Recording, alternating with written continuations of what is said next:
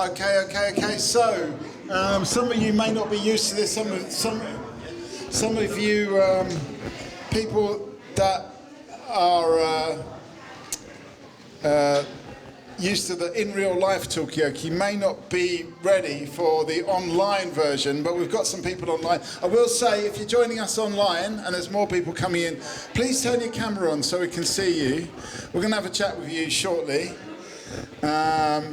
If you can,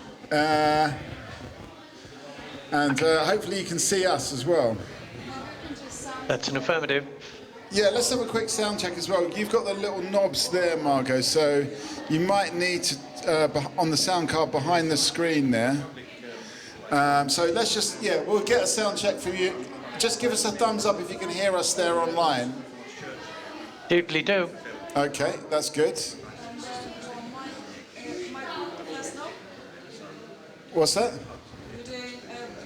No, don't change anything yet. I'll tell you when to change something. But anyway, let's just find out who we've got around the table. My name's Mikey. We're switching positions. Okay, we've got a few more people. I will say again, stick your camera on so we can see you. It's always great to see you. Right. My name's Mikey. Let's go around. Tell us your name. Hello, I'm Margot. Hi, everyone. Okay, I'm going to hit you with a round of applause. I'm going to turn you up a little bit as well. Evening, Trevor. Who have we got over here? Tell us your name. Hello, I'm Scott. Scott, welcome. Martin. Yep. Zishan, my name is. Zishel. Yeah. And Sophie. Sophie. Dan. Dan, welcome. Oh, you're in the. You're in the armchair. Yes. And Phil. And as I said, I'm Mikey. We've got a new face joining us. Hello, I'm Betsy. Betsy, let me hear you with a round of applause. And we've got another new face over here. Hello, my name is Ayan Yusuf. Yeah. Well, look, this round of applause is for Betsy. Oh, what's happened to this? Is this working? Oh, it's very quiet though. Let me just turn it up a little bit. Okay. And let's go to the people online as well, just to get a good sound check for them, because also we need to make sure the people in the room can hear you. So let's just get us out. I'm going to do it in the order that I can see it. So first of all, Chris, just give us a hello. And where you're recording from? And tell us where you're coming from as well. Yeah. Boston. Boston, okay. Boston. Massachusetts. Boston, Massachusetts. No, Boston, Lincolnshire. Boston, Lincolnshire. All right. And then I can see Paul. Say hello and tell us where you're coming from. Hello, I'm Paul, and I'm in Greenwich at the minute. Greenwich, okay. For those people that don't know, that's in London. And we've got Dragger there. Say hello, tell us where you're coming from. Hello, I'm Draghe, and I'm from Frankfurt, Germany. Okay. Let me give you a round of applause for that. Can we just turn up the third knob there? That's right, yeah, that one. Turn up a bit more. Dragon, we'll move on to the next one. Louise, say hello, tell us where you come from. You just muted there. Kia ora. I'm Louise from Aotearoa, Christchurch, New Zealand. Wow. I think you're going to win the award from the person that's coming from the furthest away. Unless we've got someone coming from Chatham Islands, I don't think we can get much further away than. I came from East India Dock Road. And that was the Mish as well. Okay. East India Dock Road. Okay, well done. For those of you who don't know, that's about 300 metres away. By the way, for the in real life people, there are drinks and snacks over there. You're welcome to go and get them. For people that are online. You're just going to have to get your own snacks. We could potentially post it to you. Deliveroo? Deliveroo or something like that. Okay, Martin's going to take down your address and organise the delivery for you. Thank you. Let's just take down everyone's address. Oh, sure. Yeah. Sorry, else then.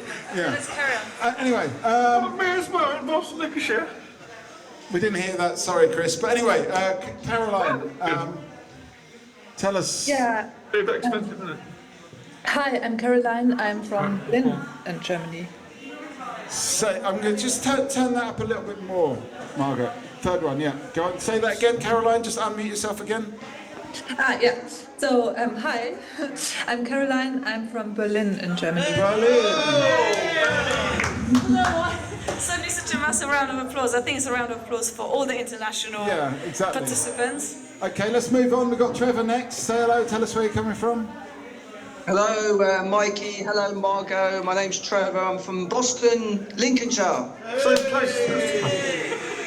Big up, big up. Okay, and then we've got Utara next. Hi, I'm Uttara and I'm joining from Erlangen. It's a small city in Germany, in Bavaria. Wow. Bavaria. So people in real life on your best behaviour, we've got an international crowd. Yes, we're representing the UK here, but we've got people from all around the world. Georgia, just give us a sound check and tell us where you're coming from. Georgia, frozen. I'm getting that frozen. Oh no, look, here we go. Come on, Georgia.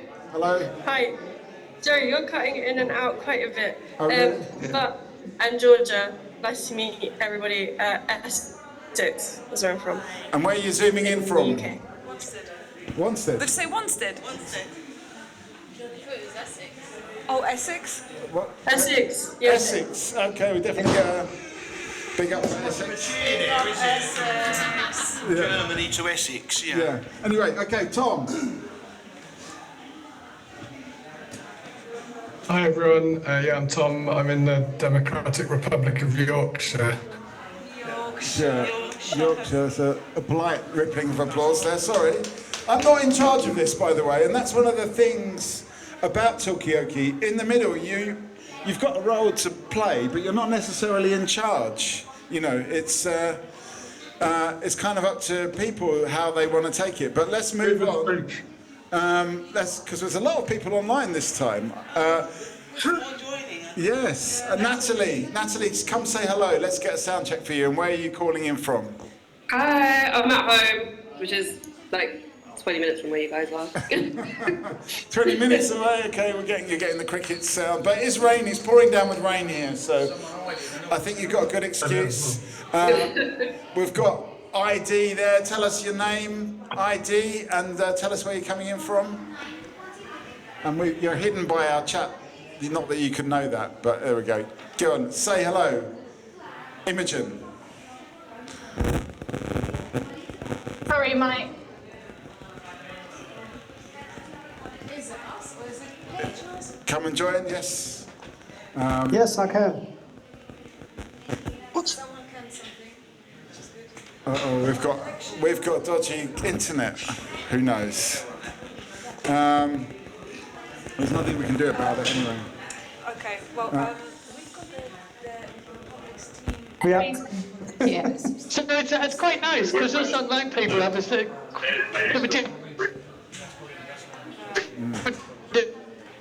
experience right now. Everyone, I can hear you too. Do we get a chat? Just it, Trevor. Hello. Good. Okay. I think this is all mixed up at the moment. I think it's our connection. Yeah. It is. Yeah.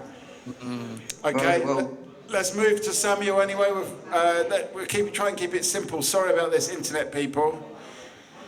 okay. Samuel. My turn now. Hello. Yes. Yes. Hi everybody, I'm Sam. I'm originally from Frankfurt, but today in the Black Forest. And to be honest, I need to turn off my camera because then I can't hear you if the camera is on. So hi from Black Forest today. Wow. Margot and Mikey, good to see you people. I'm a big fan. Okay, we're going to get through this. We've only got 2 more left, unless anyone else joins. Tanika, come in, say hello. Hi, hopefully you can hear me. I'm Tanika, I'm based in London. I am going to jump out and jump straight back in because my camera's not connecting, but just wanted to say hi first. Okay, that's good stuff. Good. We're going to hit you with a round of applause. And then we've got Danny. Say hello, Danny.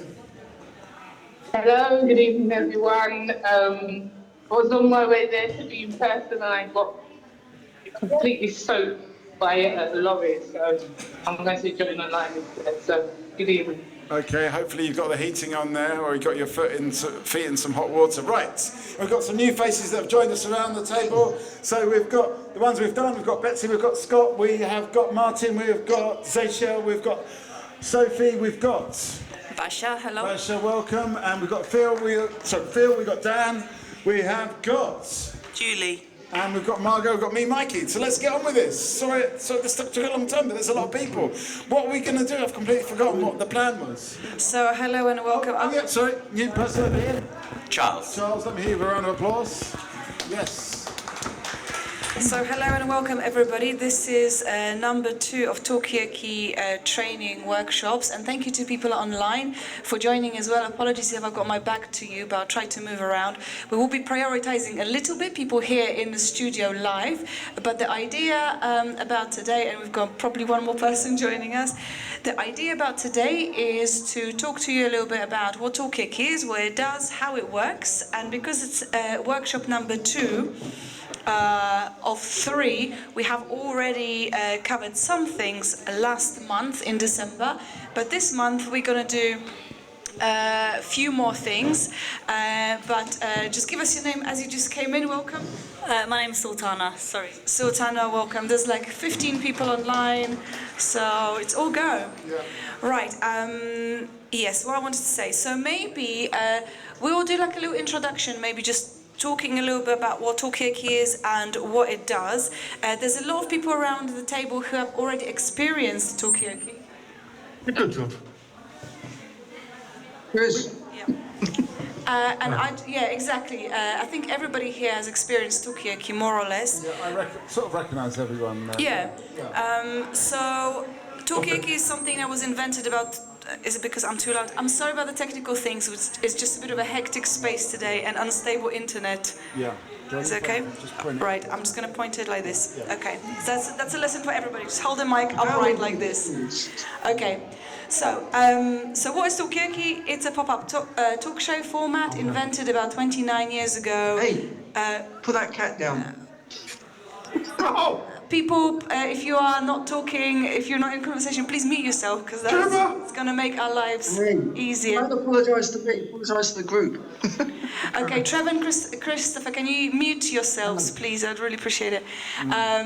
Yes, and we've got more people joining. It's a hectic session. So come and join us, tell us your name. There's a seat over there. Sorry everybody, it's just a busy one. Okay, let's just quickly get your name. We have got Sophie, we've got Basha, we've got Dan, we've got Phil, we've got Julie, we've got Margot, we've got Sultana, we've got Betsy, we've got Scott, we've got Martin, we've got Charles, we've got Zayshel, and we've got Sam, yeah! Okay, so Talkaoke invented 29 years ago as a way for people to talk to each other, and since then we've done Talkaoke in all sorts of different contexts. We're based here in Aberfeldy in Tower Hamlets. That's the reason why we're doing these workshops as well. There's a lot of people from all corners of the world and of London as well, and Talkaoke seems to be a thing that people do around here. People come to the talk show and we have all sorts of different conversations. One of the things that Talkaoke is, it's maybe a helpful way of having conversations which are difficult or with people who have got different perspectives. We are, and I have to stress this, we are artists, so for us conversation is a creative process. So what that means is you don't have to stick to your convictions, you don't have to die in a ditch for the things that you believe in.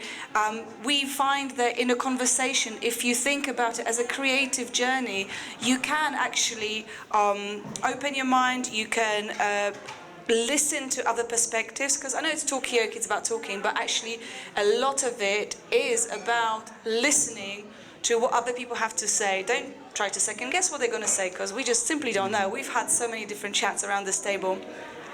So what we're doing here today, we want to train people to come and replace Mikey. Because I'm getting old now. Because he's getting greyer by every day. I mean, I've gone through grey, I'm more like white now. Okay. Yeah. So he's going white, so time is running out. We really need to replace him. and it's about getting new people in the middle of the Talkaoke table. We will do this today, but the best way to maybe explain what Talkaoke is by doing the Talkaoke. So maybe we just get a conversation going. Yeah. Out of curiosity, from the people who were here last month, who is back? Who was here in December? Sorry, I said last month, but it's actually December. Okay, Betsy, Charles, and Basha, and we got Sophie. Tom and Drago. And Tom and Drago. Online. Or D-Rage. I know, I'm still not over it, Drago. And Imogen as well. And Imogen as well. Do you guys remember any kind of things that we discussed? What kind of things make Talkaoke? What stood out for you? I'm going to go to Betsy, just because you're there. Mince pies. Mince pies. Mince pies, yes, there were. It was a very strongly Christmas-themed event last December, and that's a very good point, because sometimes the context informs what you're talking about. So I will never say, right, we're going to talk about mince pies, or we're going to talk about Christmas. But because it was Christmas, we talked about Christmas and mince pies. So that it's an important point, that the context will inform what you're talking about. It's not up to me in the middle to decide what people talk about. I just ask them. But yeah. And even location. We've got people from Frankfurt where we've been. We've got people from Boston where we've been. We've got people from all sides of London where we have also been, including King's College London. Yeah. Yes. Who else was here last time? Basha, anything stood out, Basha? I remember we talked about January as well, what's going to happen in January. Yeah? Can you remember what we said? We talked about how busy December is and how to meet people in January instead of December. Yes, that's what I remember. Okay, I mean, did it change how you treated how you had your January? Or was it pretty much the same? It was pretty much busy, the same. It just passed away again. Okay, yeah, because I forgot. Actually, we're in February now, but it's not important. It's not about me. But what about kind of the techniques that we covered? Do you guys remember anything from the techniques? And that goes to people online who actually, to be fair, you guys have had more training than anyone else. I'm looking to Tom and to Imogen. Tom, Imogen, Draga, give us one little tidbit. Tom, you've unmuted yourself, so go on. What's we talked quite a lot about how to keep the flow. So like there was a lot of conversation about flow and keeping things moving it around. Yeah. We talked about a few different techniques, I remember. That's right. Flow is very, very important, because when you've got a flow, then one idea follows the next, and it becomes a very creative conversation. And what happens if you don't know what to say next, if you're a host in the middle? What happens if you don't know what to say? Yeah. How do you know what to say next? If you're hosting, people are coming up with lots of random things. How do you know what to say next? Well, it kind of depends, I will say that. But the most important thing is say something. So don't worry too much about whether it's right or wrong. Just respond, almost with your heart. Just respond with whatever. As long as you're saying something, just be honest, be kind, I think is the most important thing. And try to be neutral as well. Go on, Okay, Draga's got a... Draga? Yeah, I remember you sum up things, I guess. If you don't know where you are, you sum up what everyone said. And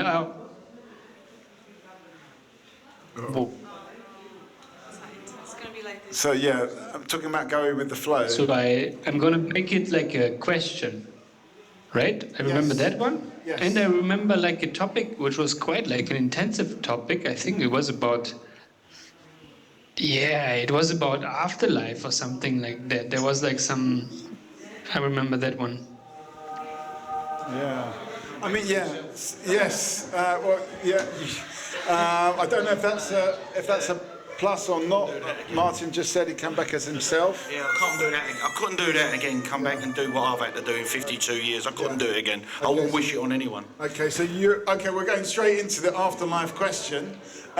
We can park that for a second. We're just talking about the techniques, yes? And we've got here from you, Imogen, do you want to say, or you've also put it in the chat? Go on. Yeah, I said the same as D-Rage. About posing your thoughts, but as a question to open up the conversation and not just be monopolising it. But also the other thing was something that I took from it was just and other people mentioned was the impact that Talkaoke has had on them, and just as a format for being heard, and just the impact it's had on them. That's something I remember. In a positive way, not a negative impact. Yeah. Unless you're me that's been stuck in the middle of this table for 29 years. Yes.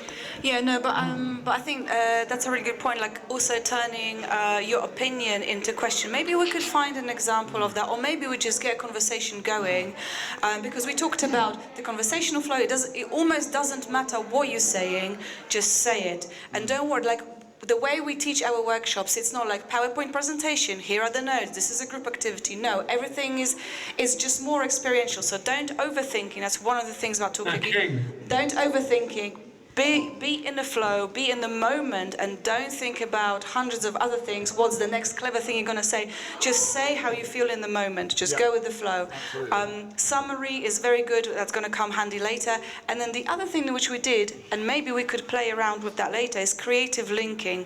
And you were kind of touching on the subjects that came up at the last session, which is Christmas, what we're going to do in January, and different contexts, like being in Boston or being in Tower Hamlets, may put a different kind of spin on what we're discussing, but essentially it's about linking two different subjects which wouldn't normally maybe go together. I mean, where we've got such a diverse audience, that creative linking skill is going to come into play because we've just got so many different people coming from different places. So I think we'll see that. So maybe we should just do a little bit, like 10, 15 minutes of Talkaoke. Perfect. And then... Could I ask a question? Yeah. Can I ask something in the room, obviously, here and people on there, because it'd be interesting to know from Germany or wherever they are around the world. Yeah. There are obviously females in here, there's males in here, so I'd like the opinion, from both people. As you know, I'm heavily involved with men's groups. Yeah. And it doesn't matter where we go with some of the guys, it's predominantly ladies that the men have to go and see. And we are stumbling in Tower Hamlets. There's not enough men to help men with mental health. You go to the women, then you get put on the shelf. Okay, so I want to know, what is it like in Germany or in Boston, in Lincolnshire? Do you get help? Because it's, I don't want to sort of say to go too deep, but the problems that are happening, Newham's the highest rate of suicide for men in East London. You hear on a daily basis how many the highest rate of suicides on a building site. So you're talking about men's mental health, but... Getting men to... You can go and sit in a room with men and men leading it instead of women, ladies, because... Yeah, okay. Nothing against them. But Okay, no, you've posed the question, so let's ask it to people, but I think, that we've got men and women here, so I think we need to get both perspectives on this. Yes? I guess the question is like, are men holding back from taking initiative? Is it harder for men to lead within their communities? Maybe that's another way of asking. No. Okay. Who's saying that? Didn't hear the question. Go on, Trevor, is that you?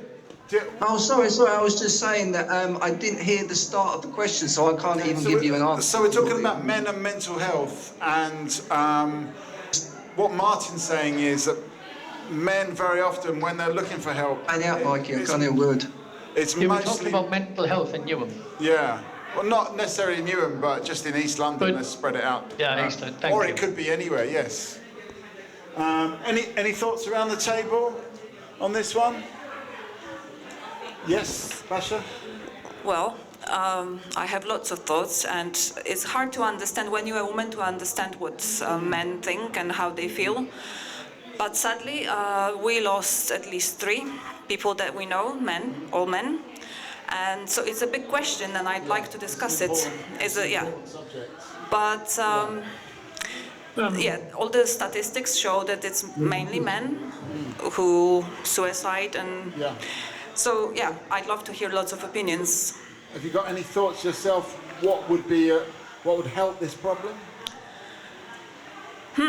It's about the emotions, right? Often when we hear about women, that women have more emotions and they express emotions, too many emotions, and we hear that men don't. Okay. So maybe that. Okay. Okay, well, hang on a sec, Martin, because you've dropped a big one. I just want to let them know that in the room is does support us. Yeah. But let's just ask a few other people. We're going to come back to you for sure. Go on, Paul.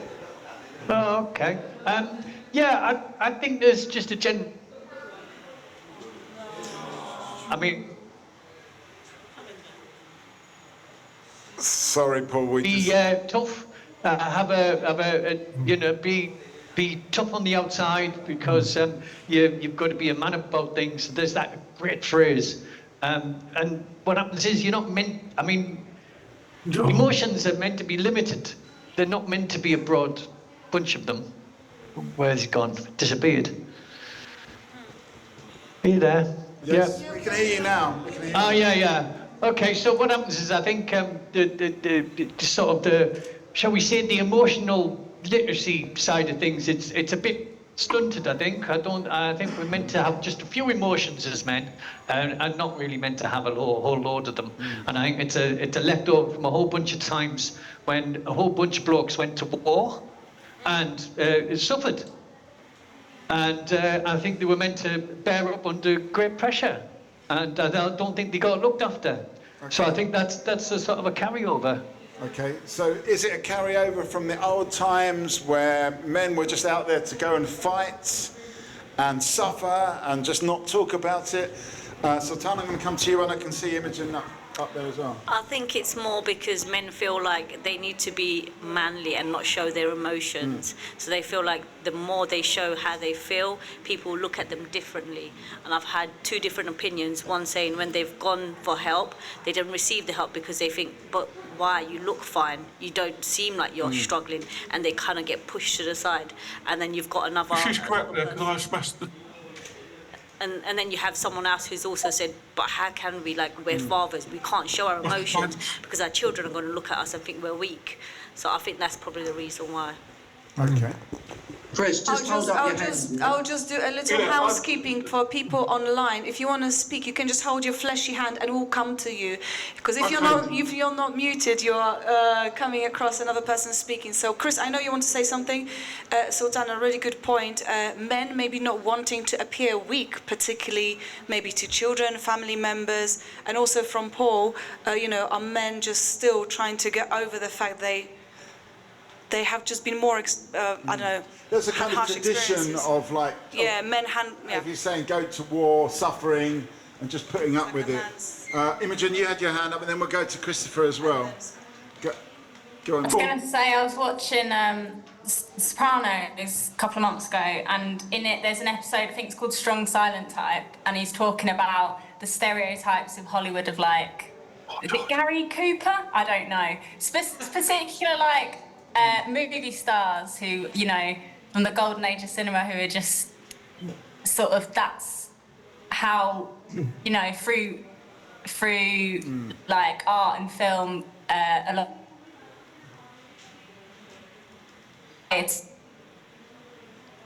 We really don't know. Okay, people online, you're going to have to make your points very quickly. I don't know if it's changed. I don't know any other younger men around. Sorry, did someone say something? No, I was just saying, people online, please make your points quickly because you only get about 10 seconds before you cut out. Right. So... Also put things in the chat, but yeah. So Imogen, you're saying, is it an older men thing that they keep their emotions in, or is it younger? Are there any younger men around the table who may want to say something on that? Is the question. Who's the youngest? Yes. I don't know if I'm the youngest, but I'll say something. I reckon it's all about community, I think, and I think men don't necessarily have many avenues for community, or they don't see certain avenues. So like, like I think about my dad like quite a lot. For example, the only place where he can go and like chat to other blokes would be in the pub. And then when you're like 70, you're like, do I want to be at the pub like 3 days a week? You're having to choose between health and community. Whereas I feel like there's more emphasis for women in society to join local groups or something, you know. Yeah. A lot of that's like child rearing as well and stuff like that. But yeah, I think men just don't, maybe see these communities that can exist. What about the generational thing? Do you think it's changing?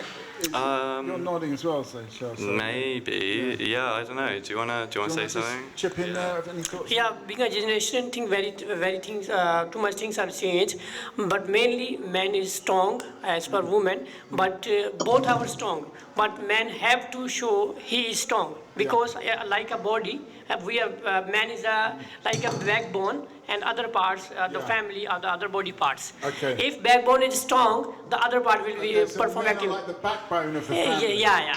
Okay, interesting. All right, Scott, I'm going to come to you then. Come to you, Martin. Yeah. One thing because I've just finished training as a counsellor, and only in a group of 10, only 3 of us were men. Yeah. So there's also something about men taking on roles where they would be putting themselves in that situation when they're trying to support others. Who's training in those roles, who's willing to put himself forward as those community leaders. I mean, as a man in that situation, did you feel like you're a little bit out of place, or did you feel like, there needs to be more of us? I do feel there needs to be more of us. I've only just started, so I'm trying to find my place. It is, in terms of groups, that's not something that's within my training. I can hear that men's groups is maybe a place where that might happen. Whereas what I've trained in is one-on-one therapy, but that's expensive and it's one-on-one and it's not maybe getting to as many people as it could do a group. Yeah, okay, so that's interesting. So maybe more men need to go into that kind of counselling position. Can I just to add on it, there is a lady in around the table here who's really supported us, and that's Ian, and she totally understands what we're about and what we're doing. For example, what you're saying here, Scott's saying is absolutely right. I had a guy who come in, ex-GP, there was 28 men waiting, there was no room. It was prostate, and they say men don't go to these things. They do. There's not enough of them to go to. Right. I do a group at St Matthias Church from 12 till 2:45 every Monday, and our numbers are growing. We've got indoor bowls. We've got all stuff going on, but it's reaching out to the people. You go to these people. You go to the management. You say to them, look, you do your pitch. You know, you say, come over. If you've got 5 minutes, just come over. Guys who come to the group used to go to the pub. They don't go to the pub no more. They come to the group. Okay, so it is there, more men's groups out there. but there's not enough, and there's not enough support. You go somewhere, and it ends up normally, and they go, can't really send you any, can't signpost you anymore. So you end up stopped. You've got guys who are really struggling. Yeah. We've got one guy, he's been to 8 different agencies around Tower Hamlets that are supposed to help him, a 70-year-old man. Yeah. And he's still waiting for support since February 23. So every person he's been to is led by women. So there's a dire need for men's help. Yes. We've got a couple of people. Thank you, Martin. We've got a couple of people. We've got Georgia and then Christopher to add to the conversation. Go on, Georgia. Thanks. I was just going to say that as of most problems in the world, we probably have the patriarchy to thank for this. Yeah. There are expectations placed on men and women, and I think people see it as something that mostly impacts women. However, something that has been created by men has had these negative effects where they don't feel able to talk about their mental health because... Just explain patriarchy for me, Georgia. Oh, too late, maybe put it in the comments. Women, and keep women where they are, kind of like, they can't talk about these things or be emotional. Okay, so we missed a bit of that, sorry, Georgia, but something about patriarchy. Maybe explain patriarchy in the chat for us. I noticed there were some hands around here. Also, Christopher, do you want to come in? I was just going to say, I hit my computer table in anger over sorting out something, and I nearly cracked the computer table. Yeah. And basically, I've covered it over, and it comes to sort of like men hide their anger and emotions, and you think of the Carry On film when they come back with the old clonk thing, and they say, I brought this thing, get it sorted. The Carry On films, and I think that's probably what's where we've got to sort of like so what George was saying. There's a patriarchy sort of combined with that sort of answer. Okay, so it's a bit of a carry-on, men's mental health. Ian, you've been picked up, so I'm just going to give you the... I just wanted to mention, so I work for Talkaoke CVS, which is the Council for Voluntary Service, and I've been working with them for around 2 years. And I want to say, working all over Talkaoke, there's very few men's group that I've come across. And when I met Martin, for example, I was very passionate about supporting him and his group, especially because they do a lot of activities that are very encouraging. And I think what you said, sorry, I forgot your name.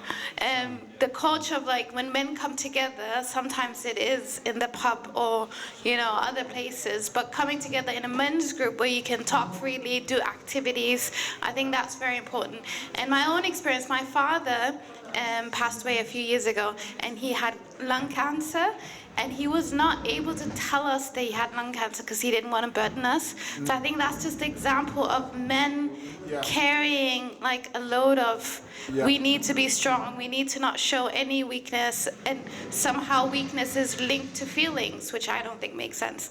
But another thing I wanted to mention is I have a son, and I think I'm very passionate about, you know, raising a son that's going to be a man that is able to talk about feelings. And I think if you start with talking about feelings in your own home, with your sons, with your men, with your uncles, with your grandfathers, that could be maybe a little step towards that being okay. Okay, so it's about making some, just talking about feelings and... Yeah, how are you feeling? In the next generation. If you're not feeling okay, that's okay.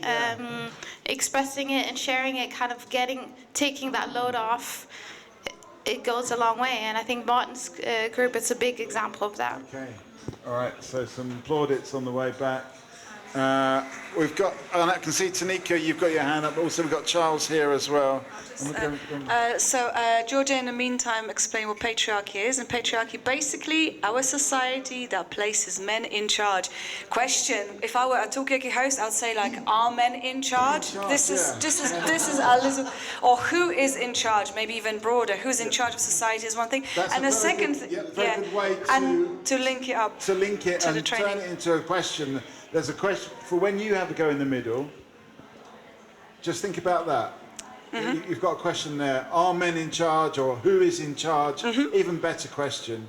And that's really open, so people can put on that what they want. So really and the other thing, which is, and Tanika, I can see that you've got your hand up, so I will come to you in a second. The other thing could be, again, for the Talkaoke host, and this is like a bit of maybe an easy territory. We are talking about a serious subject, that is men's mental health or mental health.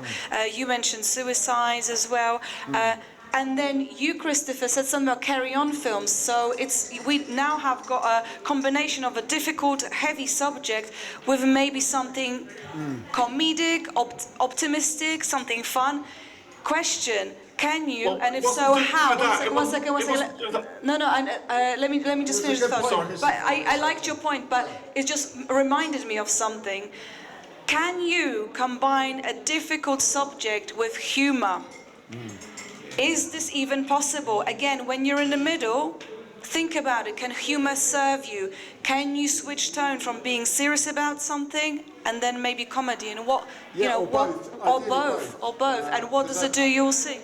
You're absolutely right there, Margot, and that was a little bit of a gift from Christopher, because it's a way to sort of explain a patriarchal tradition, but at the same time make it a bit funny with the carry-on.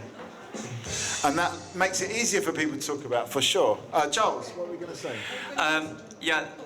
Traditionally, men are these sort of protectors, and I think men, because of that, don't like to show that they have emotion because they're embarrassed about talking about it. And I think men are also more embarrassed talking to women about it because they don't want to show the woman that they're not the protector that maybe they should be. But I do find personally, the more I give emotionally, whether I've been involved with alcohol or other things which are quite personal, the more you give, the more you get. So people feel much more relaxed if you give them something to grab onto. Okay.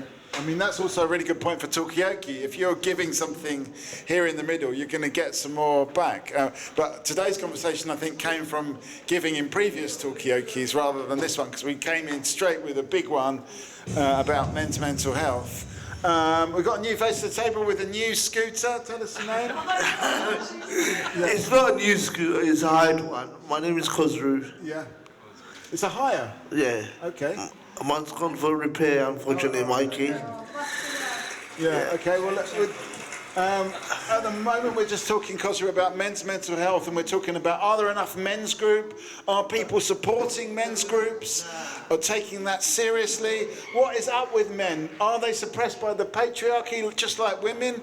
Or are they struggling to express themselves? Is that just how men are? These are some of the questions. Yes. I'll come to you in a second. I'm just doing the sum up. Plus, we've got people in a queue. So I'll come to you in a second, Kozru, but go on. Very good participant management, Mikey. You will find that as a Talkaoke host as well. There will be people who be very vocal, people who be very quiet. How do you manage that? And a big flow of people who want to say stuff. Okay, Tanika, with that in mind, I have promised you the mic a million years ago. So please. Over to you. Over to you. And Tom, I'm reading your comment now because it's a long one. Thank you. Hopefully you can hear me. I'll try and make it short. So, yeah, it's something Christopher touched on that I found quite interesting around anger. And for me, I found a lot of the time anger can kind of be a bit of a cover-up for the real core emotion in a lot of people. So, you know, you're hurt, you're in pain, but it's easier to sort of express that as anger. And a lot of the time in my experience for women, we can be judged for sort of being too angry or showing rage, and you're supposed to be a bit more composed. And perhaps that's why we then fall back naturally to that core, which is showing that I'm upset or I'm in pain. Whereas for men, it's more socially acceptable to be angry. So I think there's an interesting link there.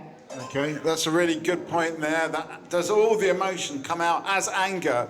Maybe anger is the vehicle for all sorts of other emotions, that it's kind of more acceptable for men just to channel it through anger. Yes. And also, Draga, you've got a point about, I think guys think that talking about feelings is too feminine, and that is why they do not want to do that. Okay. Are men too scared of being feminine? It's another big question. I mean, what was Tom's point as well? Did we get it? It was just about the internet. The guys online receive us in a very patchy way, so I'm going to move the laptop around again. Okay, moving the laptop.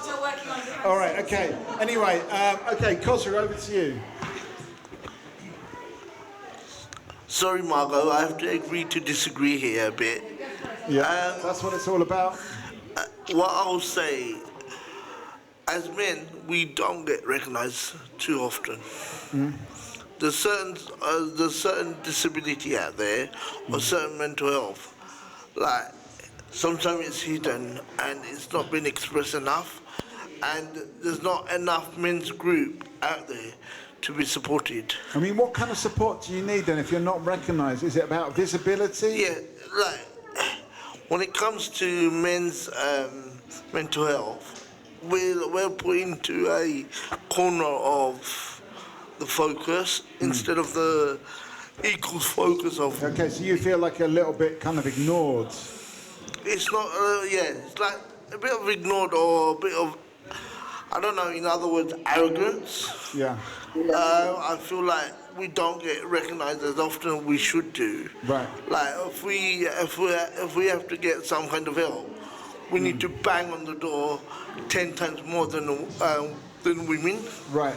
And that's totally, I find it patronising. Okay. So you find it really difficult to actually ask for help because you really have to shout about it. Yeah.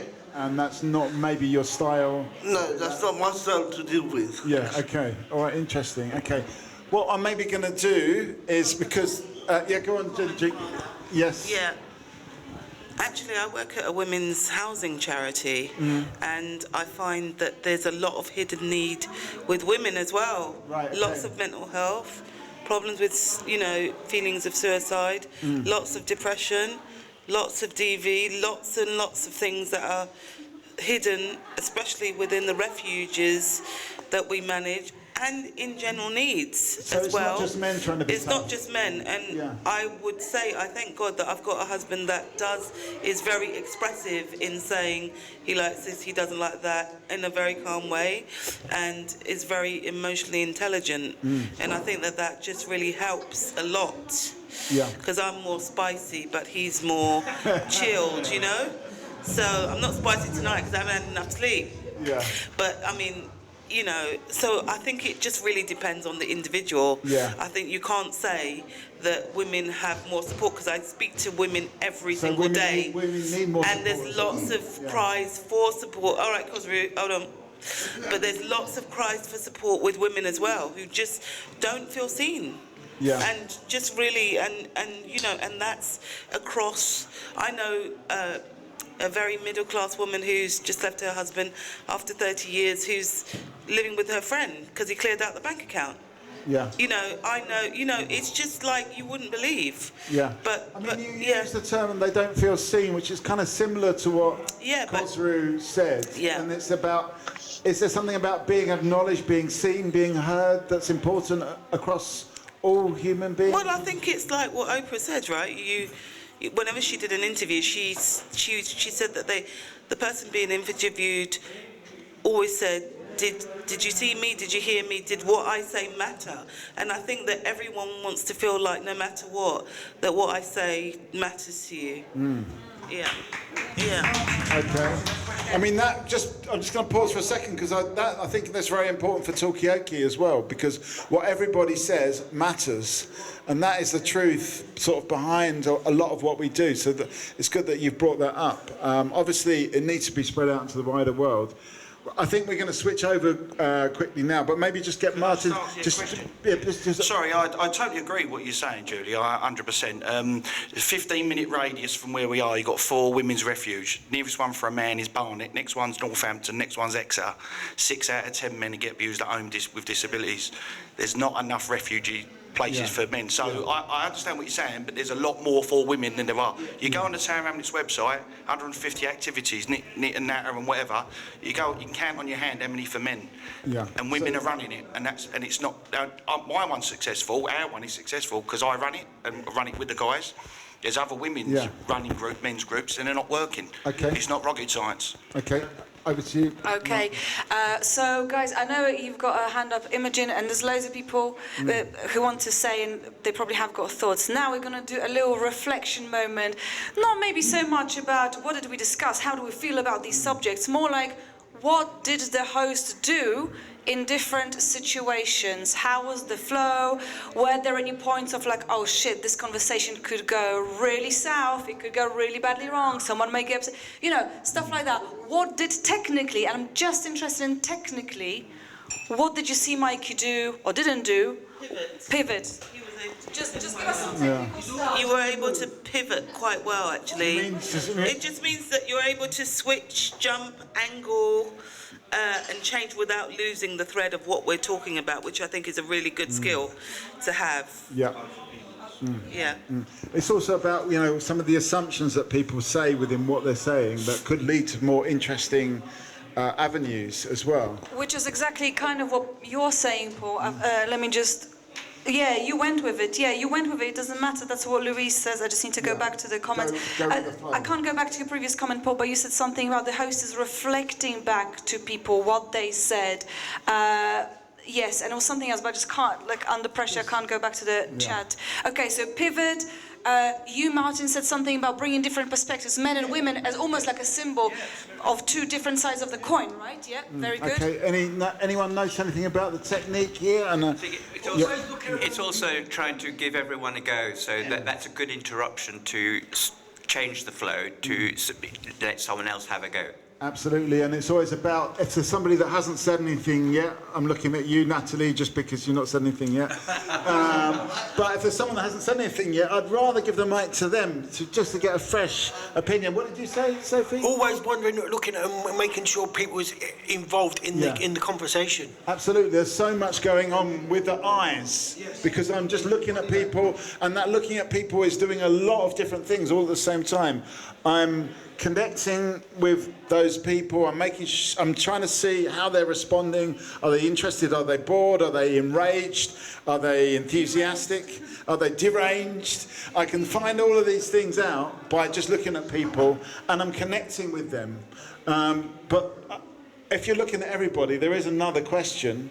What about the person talking? What do you mean by Well, by that? you've got to look at the person talking as well. Okay. Trevor's being very quiet. Say that again, Christopher. I think Trevor's being very. I think he's having trouble with his microphone or something. Same with me when I was coming on. Trevor. Are you okay, Trevor? I'm having trouble with the sound on and off all the time. Okay, we're trying our best with the internet, so we try to speak. Brian wants to come in. Somebody let Brian in. Okay, I'm just going to let Brian in. No, I don't. Oh, he's got. Okay, nice one. Yes, so what I wanted to say is Talkaoke, even though it is about a conversation and linking different concepts and thoughts, it is a physical performance too. If Mikey sat there like a flat pancake, you know, Mikey, pass me the mic.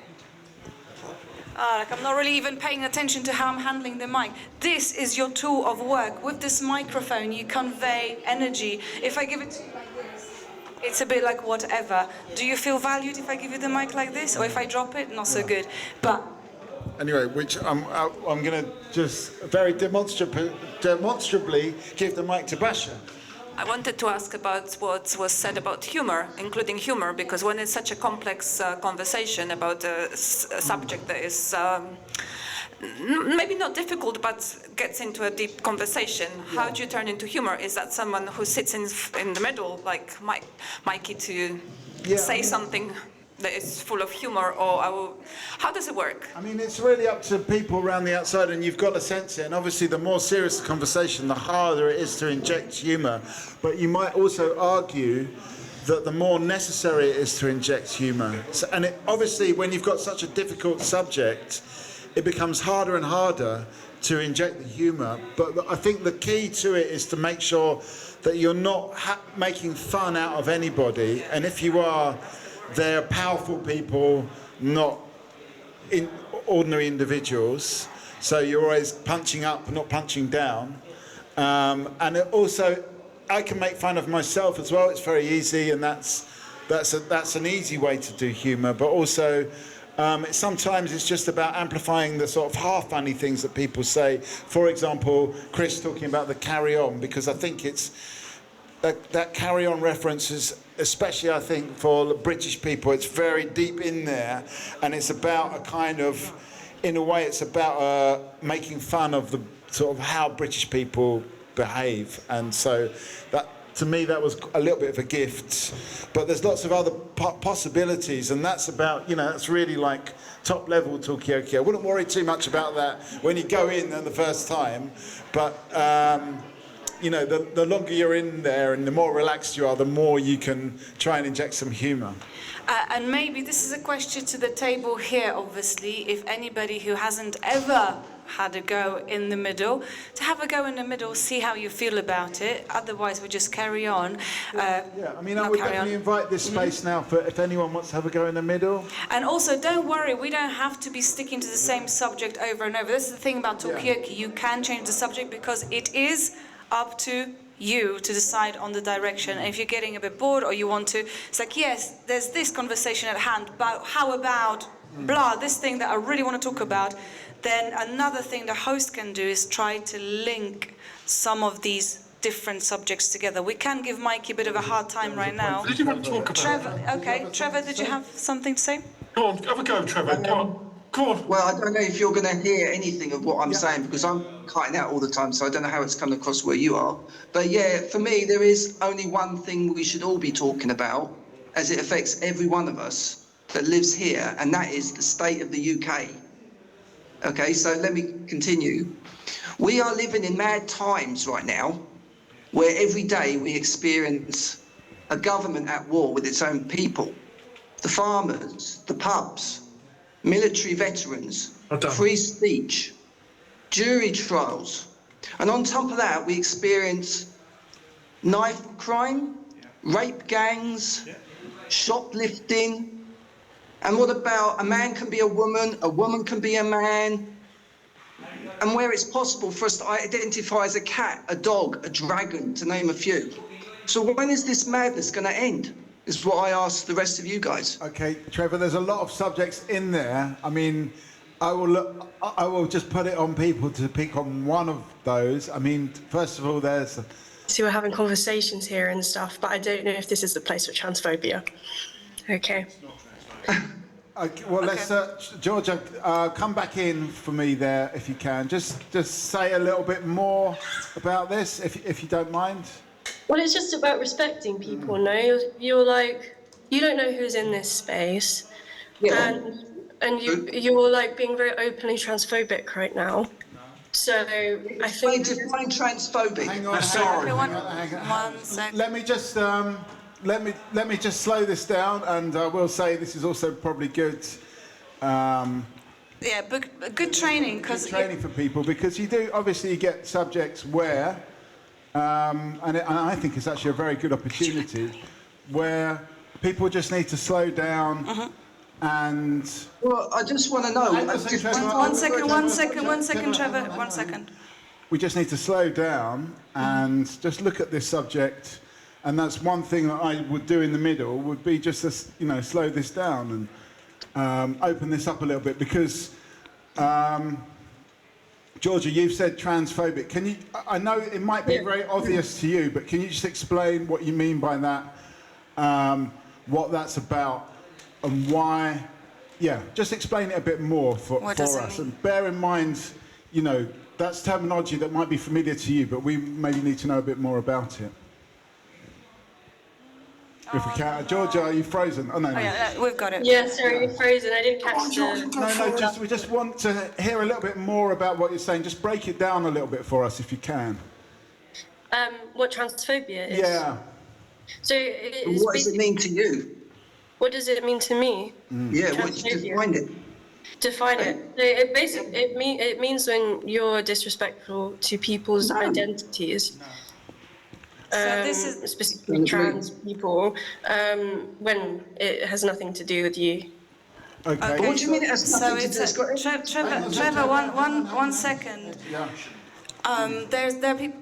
Sophie's got a hand up as well. So transphobia as just I don't know, in a situation where where somebody is being disrespectful towards somebody who is transgender. That is what transphobia is. Thank you. Thank you. So we're talking about respect, disrespect, and also you said, Georgia, you're not that person that is a trans person as well.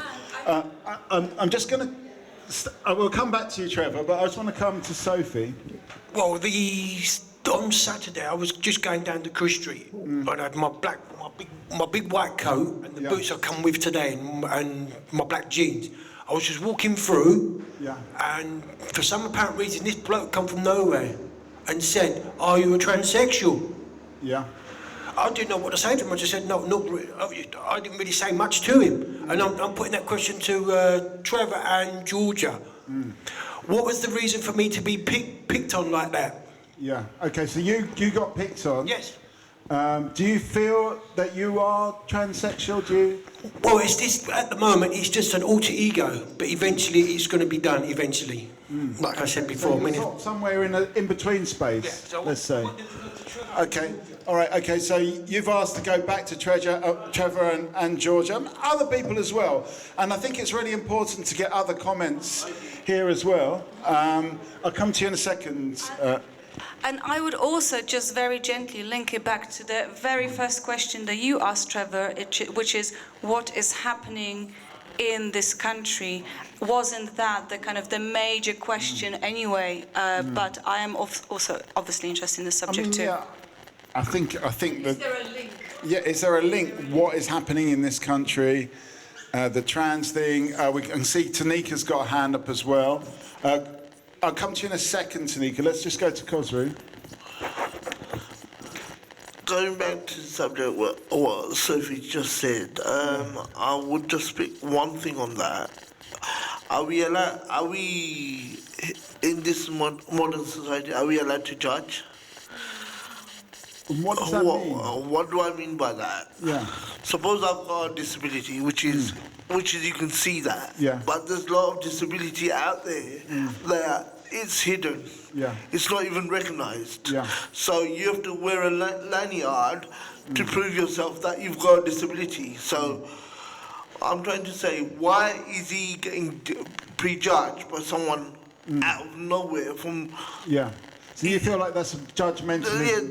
Yeah, absolutely. So we shouldn't be prejudging someone. Like, I go into we've got a men's group, which is run by Martin. We don't do any kind of prejudgment. Yeah. No kind of political vendetta. No kind of disability are judged, or who you are, what background do you come from. Okay. It's like we've got a solid group of people here.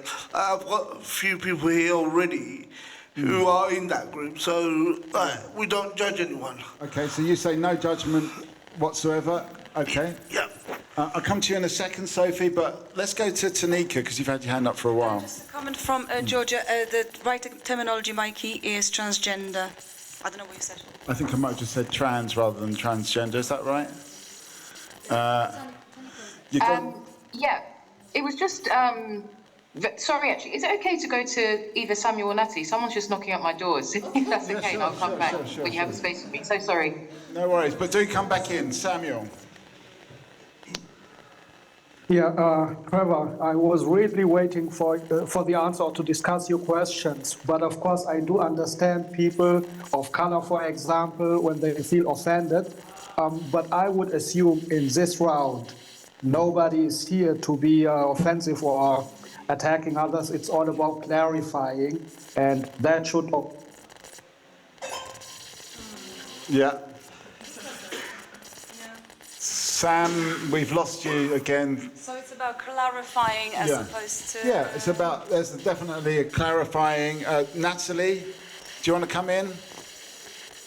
Oh, have we lost the internet again? Am I audible now? Oh yeah, go on. Yeah. You said transsexual,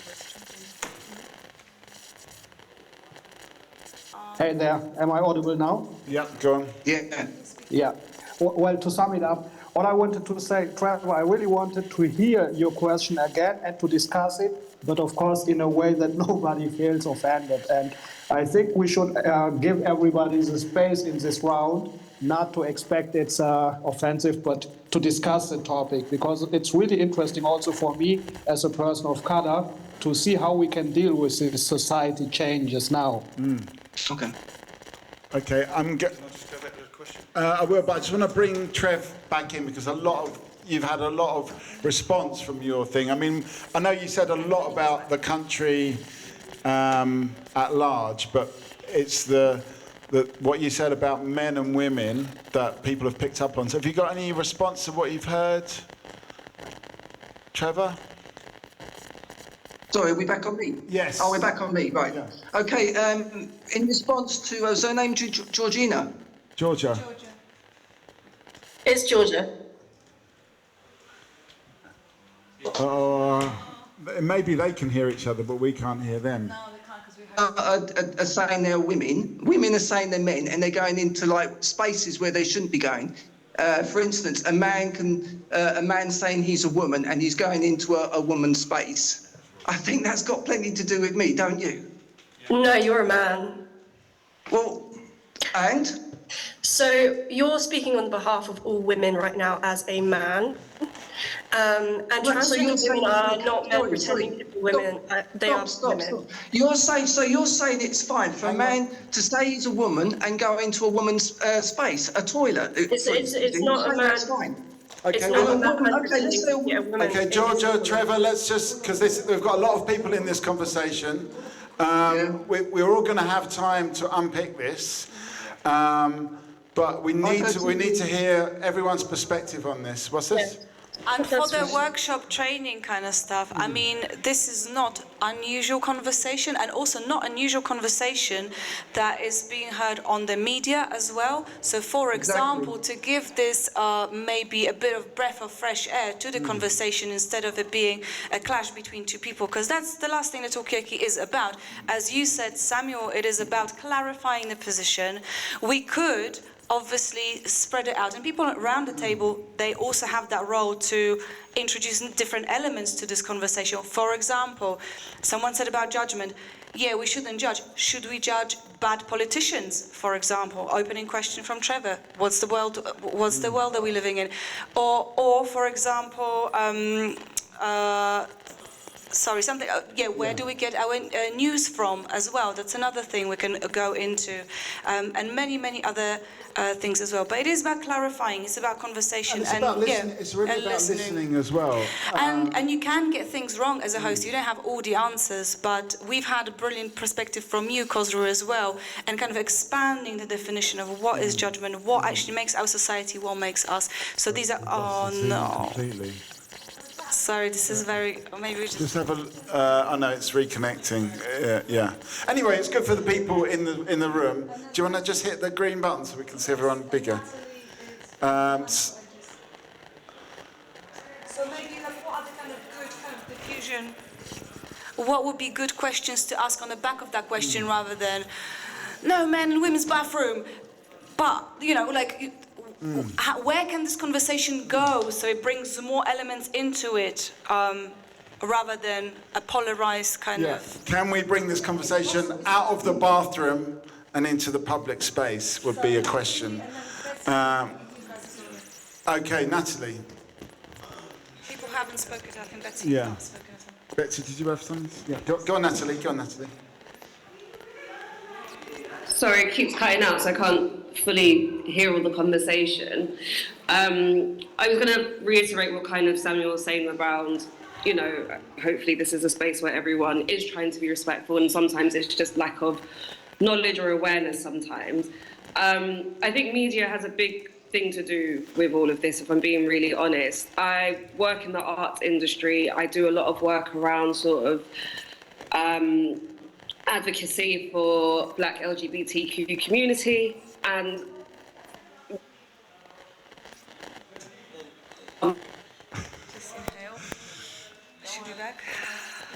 in the bathroom where there has been a trans person in the bathroom is very minimal. And so I think media has a big thing to do in making it seem like it's a bigger problem than it really is. I think, in all honesty, the biggest problem or the biggest issues that women face a lot of the time is more with cisgender men than trans. So I don't believe that the way media presents it as this big thing and women are in fear. I don't know many women in my life who are in fear of trans men, of trans women and trans women being in our space. It's more cisgender. That is the issue. Okay, so you're saying that it's and just explain what cisgender means. Just somebody who was born who identifies as the gender that they were born. Okay, and you're saying that those men are probably a bigger problem in the... Yeah, I think Trevor mentioned it earlier around like sexual abuse and rape and all those types of things, and I think it's quite sad. I think about my entire female friendship group, including myself.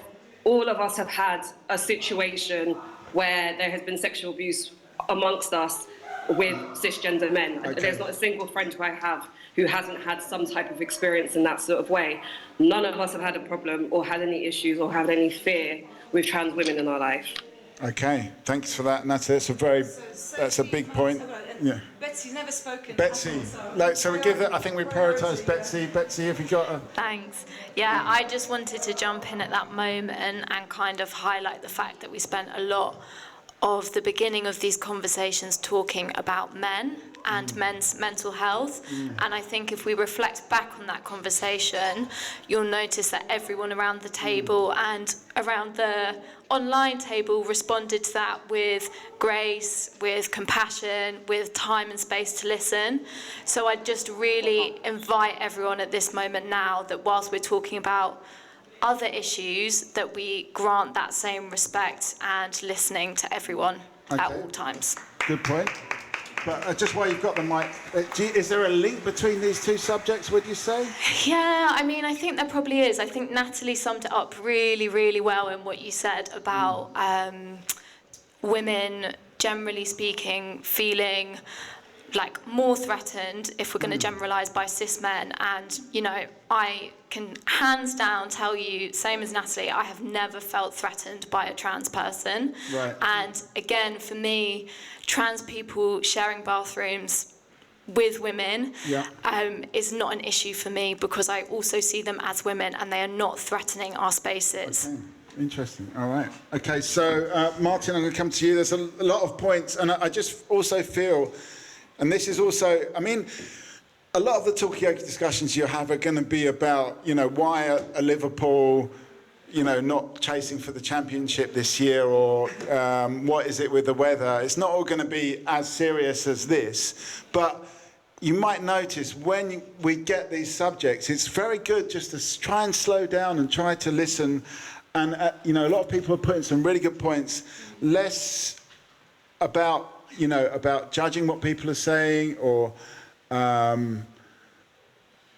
saying that somebody is wrong, but more just hearing what they've got to say. And let's build on that. And I feel like the conversation is getting more constructive now. I'm going to, go on. Just Tanika, she came back from the jaw, so Tanika, I don't know if you're still there, if you want to say something. Tanika, and then we'll go to you, Martin. Yeah, go on. Tanika?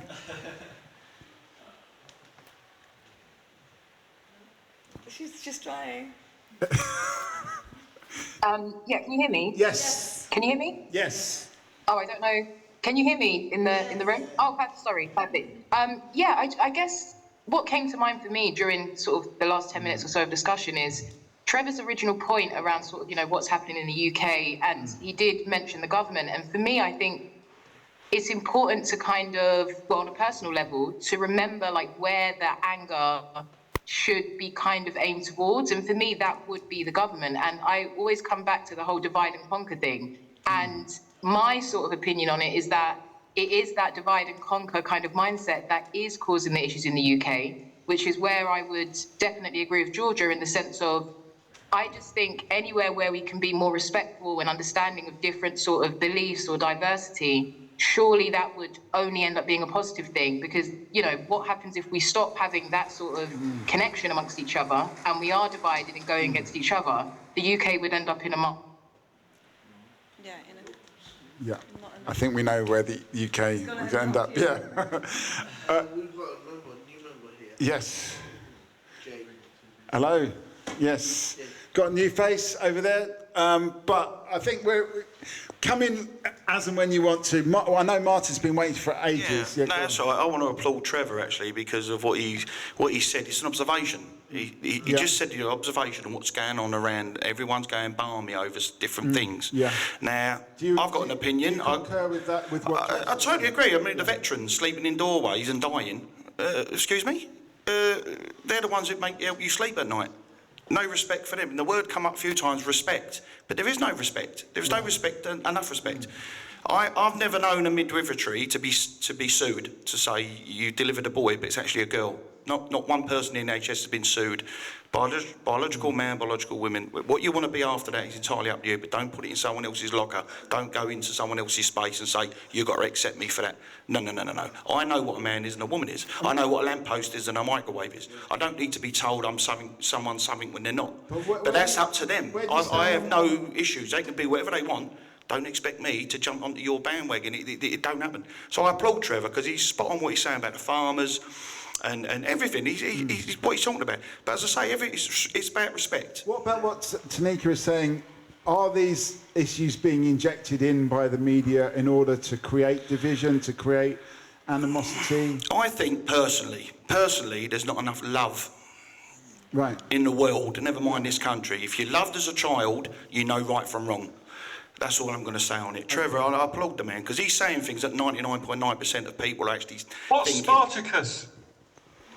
I'm Spartacus. Go on, you say it. Go on, I'm Spartacus. The series, that will sum it up what we're talking about. Okay, Different genders and things. Is it a Spartacus moment? There's a lot of hands up. It talks about Go on then, Christopher. Go on, I'll come to you in a second.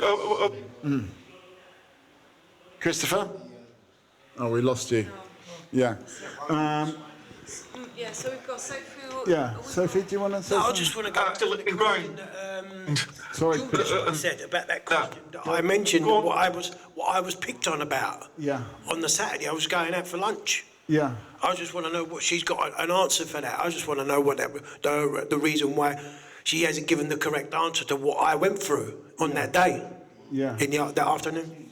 What do you mean by that, Sophie? Because I was actually picked on.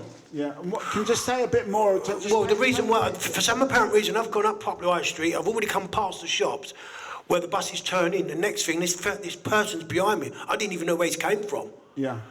And I was more than shocked. What did he do? He didn't say. He just mentioned what I've already mentioned I spoke before Trevor got on the case and then Georgia mentioned it. But the thing is, I want to know. I just need to find the reason why, or the answer to why I was picked on, and I wasn't even doing nothing. I was just going out for lunch. Yeah. I was wondering what he was. I didn't give me no. I didn't have no inkling why the reason it was said.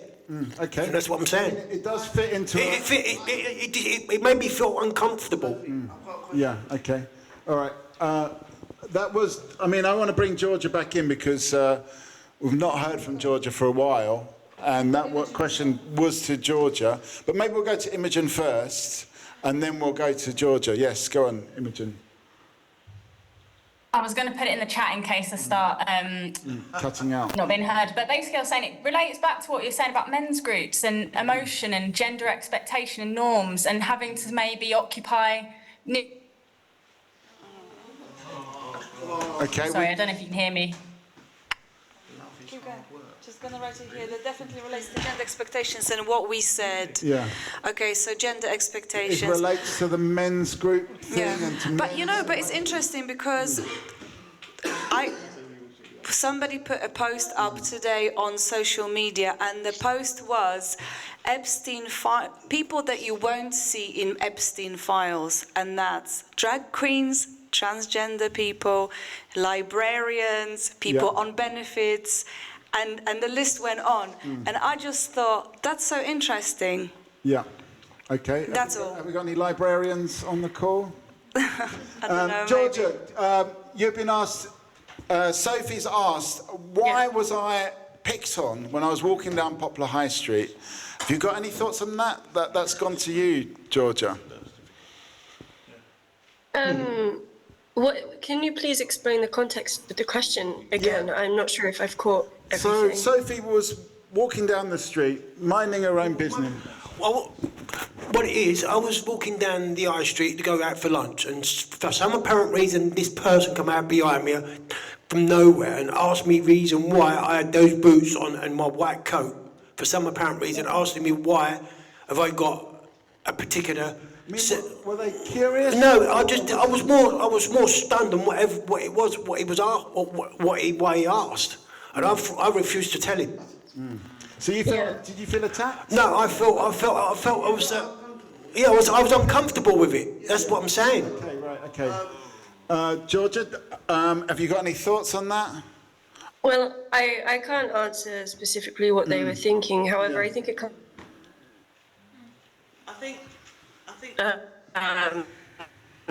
Kind of focusing on the wrong things because the media and the government are telling you to hate a certain demographic of LGBT, and that they're the reason that you're experiencing low income or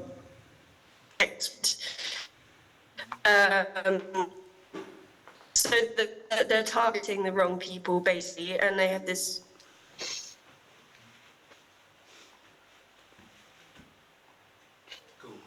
Sorry, Georgia, you're just cutting out again. It's very frustrating, this poor internet we've got here. But what I got from that is targeting the wrong people. There's a lot of frustration in society, and maybe it's being directed at the wrong people. Cosra, I'm going to come to you, and then I'll go to you, Julie. Yeah. Just going back where Sophie's coming from, I think she got intimidated by the whole situation as well. So I think what happened there, I think whoever that person is probably saw you previously from somewhere. Or no, you probably haven't. That's what I'm trying to say. So you probably haven't, but that person has probably got a, I don't know, weird conception of you, and just approached. Because that is. What I'm saying is, though, Hang on, let me just. What I'm saying is, there was no one around by the time I crossed over that junction where the buses go down to stop.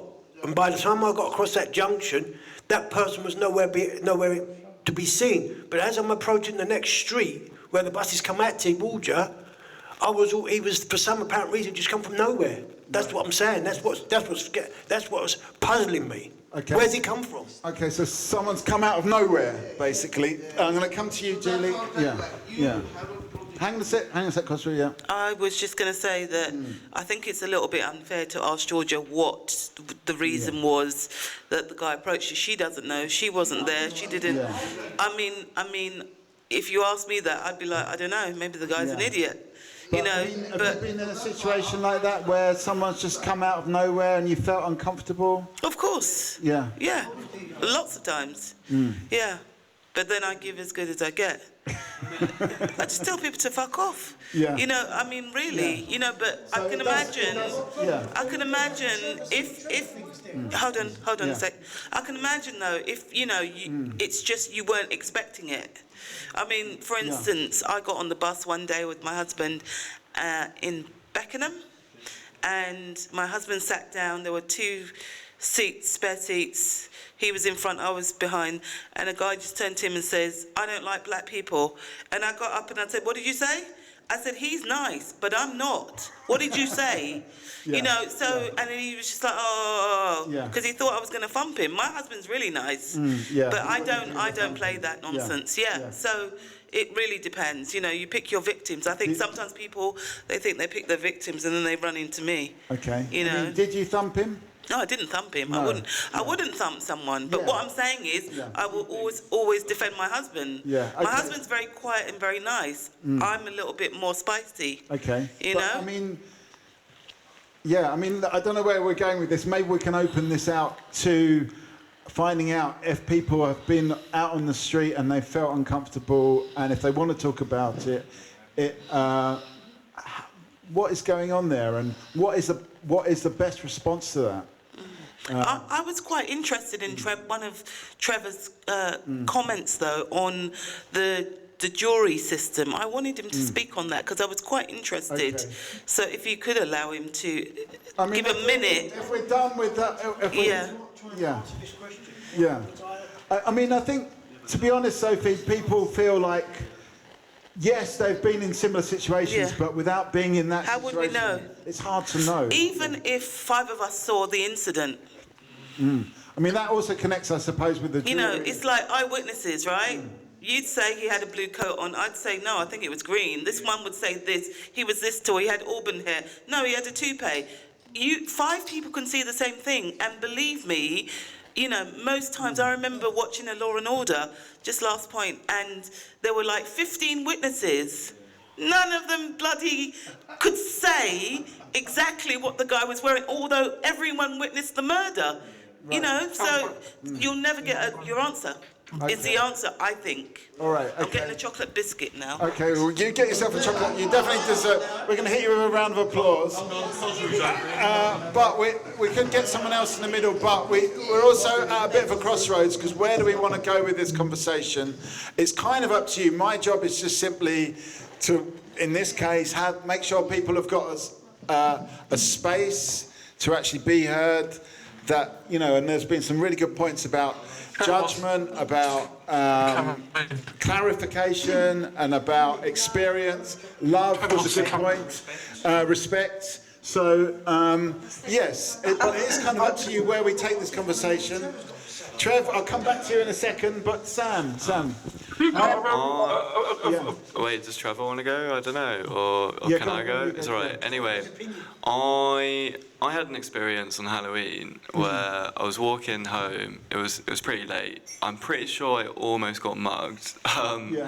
And managed to get out of that situation and then make it basically like a couple of streets away from my house, and then I get off the bus and I'm walking, and I'm like just a few streets away from my house, and this guy comes down the road on a bike. It's like 12:30 at night, right? And he's full parka, completely covered up, and he gets to me on the road. No one else is around, and just does a 180 and then goes up the next street. And in that situation, I have obviously a perception of this person at that moment. Yeah. And this person obviously has a perception of me at that moment. What happened in that situation is I just picked up the pace and made it home, you know. Yeah. But that whole situation, I've got the perception that this person's maybe out to harm me or something, right? But that doesn't mean that that's actually the real situation, you know. Because I get to the next road and he's just standing there, like he's not doing anything, he's not being threatening, and so. You know, like we have these perceptions in life, but it doesn't mean that they're necessarily correct. So you know what I mean? Fear. Yeah. Where does it I can say maybe it was true that this guy wanted to mug me or something, but like I don't know that 100%. You know, and I think like that just happens all the time. People have different perceptions of different people, and they're not necessarily 100% correct, you know? Okay, that's a really good point. Okay, you want to hear what Trev's got to say, Sophie. Go on, Just wondering, it's about 2008, 2009, I was out doing some work in front of my home, and a car pulled in a bay, started steaming up. I realised, and then I heard faint screaming. I went over to the car with my drill, and I didn't care back then, I was a bit silly. So basically I went over and there was a guy raping a Muslim girl. Right. So I grabbed him out of the car, stood on his head, waited for the police to come, and the police told me I had to get my foot off his head, but it's all right for him to rape a Muslim girl in a car. So you're damned if you do, damned if you don't. And then from that day, it was a hard lesson when the cop had a word and said, look, appreciate what you've done, you're not going to get awards. I said, I don't want one, but is she all right? And it happened that he was one of the guys who paid X amount of money, and it was happening all around town hamlets. You know, this is what the cop said. So even if you approach now to help someone, you actually get in trouble. Right. And it's just ridiculous. And I think it goes back to what Trevor's saying. It's an observation. What he said at the beginning was an observation. What is going on? No one's being... You know, we're not even talking about the farmers yet we all need our food from the farmer. You know, the veterans keep us safe. You know, we're not even touching on anything like that. Oh, Trevor! But yeah, so yeah, credit to him, Okay, yeah. So in a way, that's a really interesting illustration, because in a way, I'm really interested in the question about state of the world. Like there's so many different, maybe competing priorities, or different people have got different ideas of what is the main subject. But what would be the first subject for the politicians to tackle? Is it the veterans? Is it about safety? What you were talking about is the perception of our feeling of fear. Where is our fear coming from? Is it from,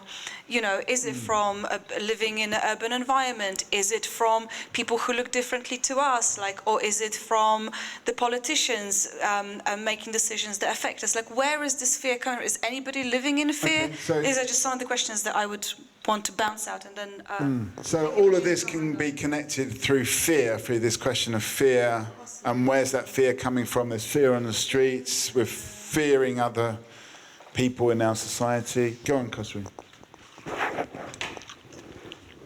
The subject that Margot just picked up on, fear.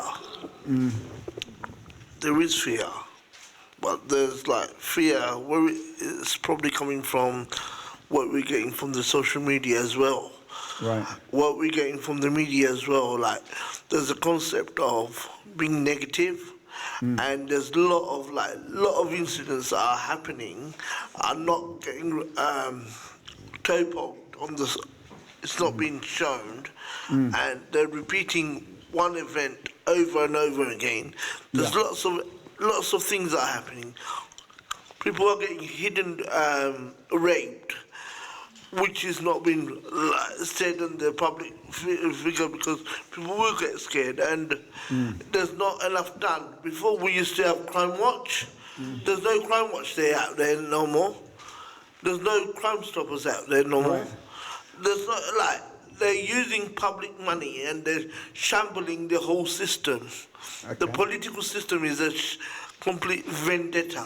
Okay, I mean, there's two ways we can go this. Maybe we can connect it. There's the question of fear and this overall fear. I mean, I think it's especially apparent with violent crime. A few people have mentioned different violent crimes. And there's also the question of the government and social media. It's kind of up to you where you want to take this. We've got a few points there online. Trevor, do you want to come back in? Yeah, I just want to go back to someone made the comment about what do you mean by jury trials? Well, what I mean by jury trials is the story that came out with David Lammy saying he was going to scrap jury trials, and this has been a part of our British heritage for goodness knows how many years. So I just wanted to make that point. I also want to make one more point because I have to go actually now. So I'll make one more point, and that is this country, democratic country, likes suffragettes movement.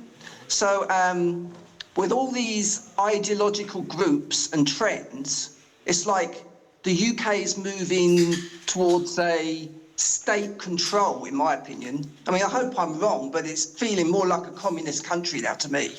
For example, this government increasingly interferes in private life and business. What do I mean by that? Laws, fines, and they're even thinking of introducing CCTV. They were even thinking of introducing ID, digital ID. So you've got that. You've got the two-tier policing, the law and justice. Trevor, can I just ask you a question? Yes. What about the question of fear? Where do you think fear fits into? Do you feel fear? I don't really have much of a comment to say about it, but you have to have fear. I mean, it's part of the human biology, isn't it? But I don't really want to say too much about that. So I just want to stick with what I want to say, and then because I have to go now anyway. But okay, give us the final thought. Yeah. But punishing some groups more harshly than others. I mean, it's like a bias. It's like we're getting this all the time. In court of law, and and hearing about all these listen, I've got nothing against. Come on. You.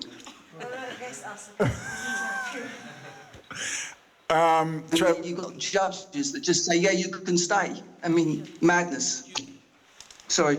We didn't catch all of that, Trevor, but I'll take that as your final thought. Thanks for joining us, and we're going to hit you with a round of applause. Sultana, you wanted to say?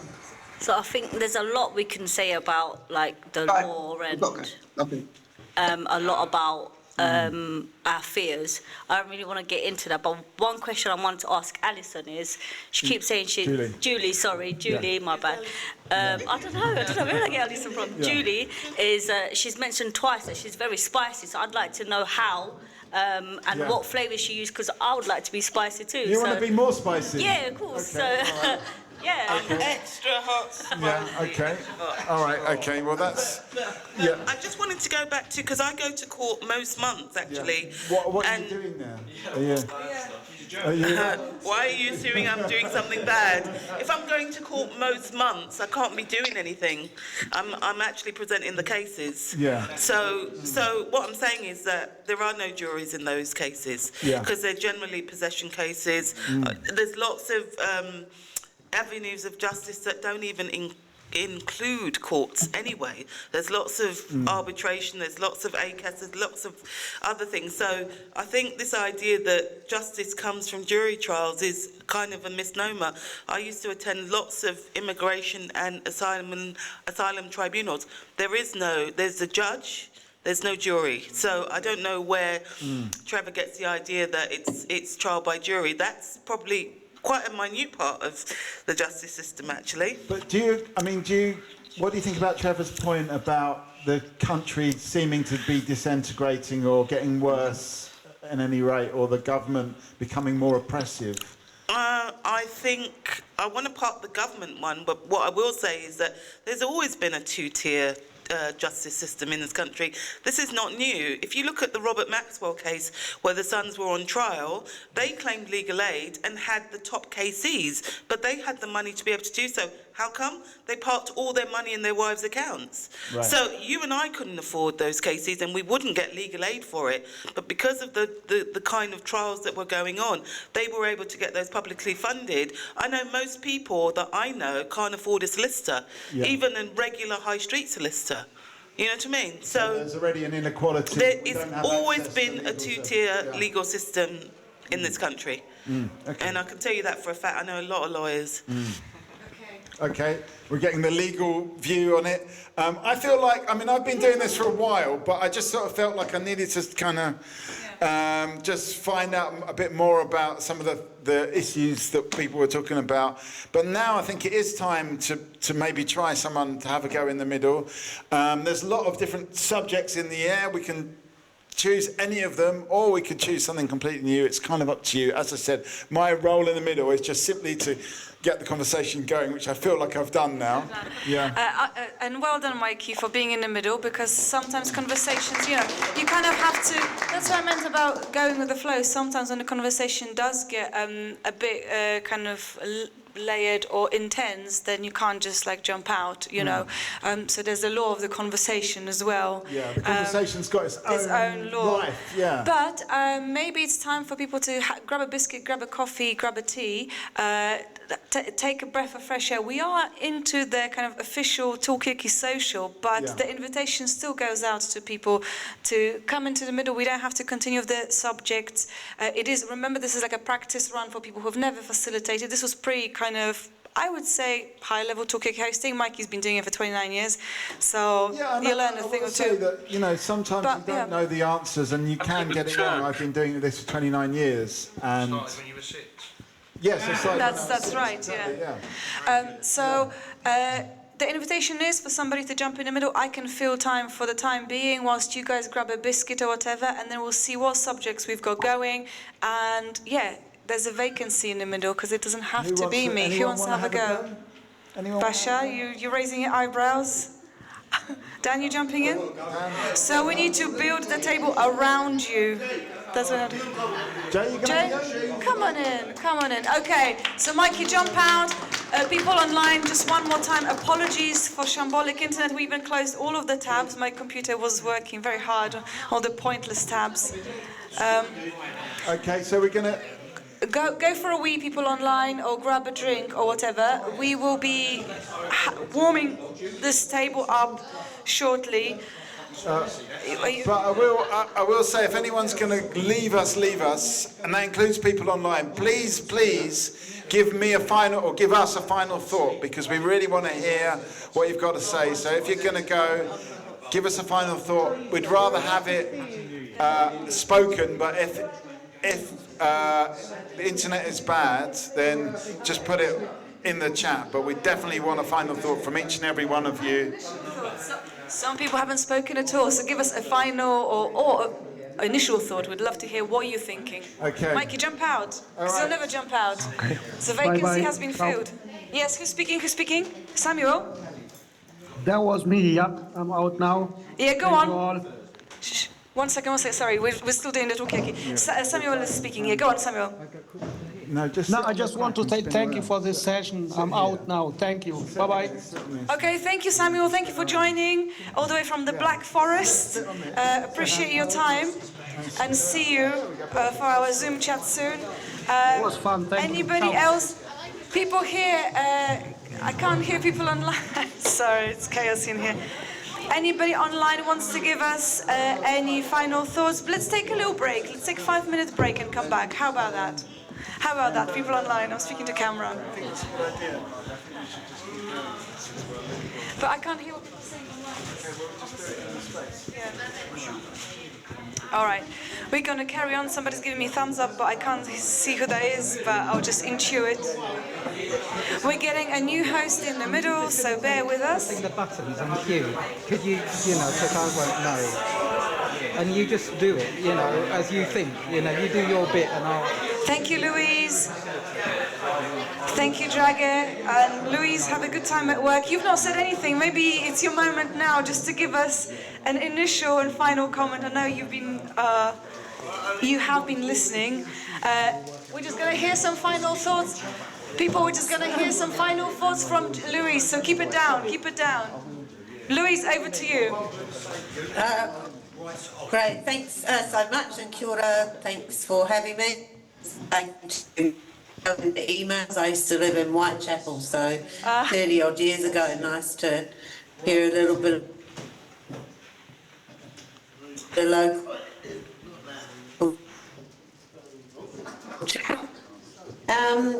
I've enjoyed the session conversation, so plenty of those. I read the summary earlier on.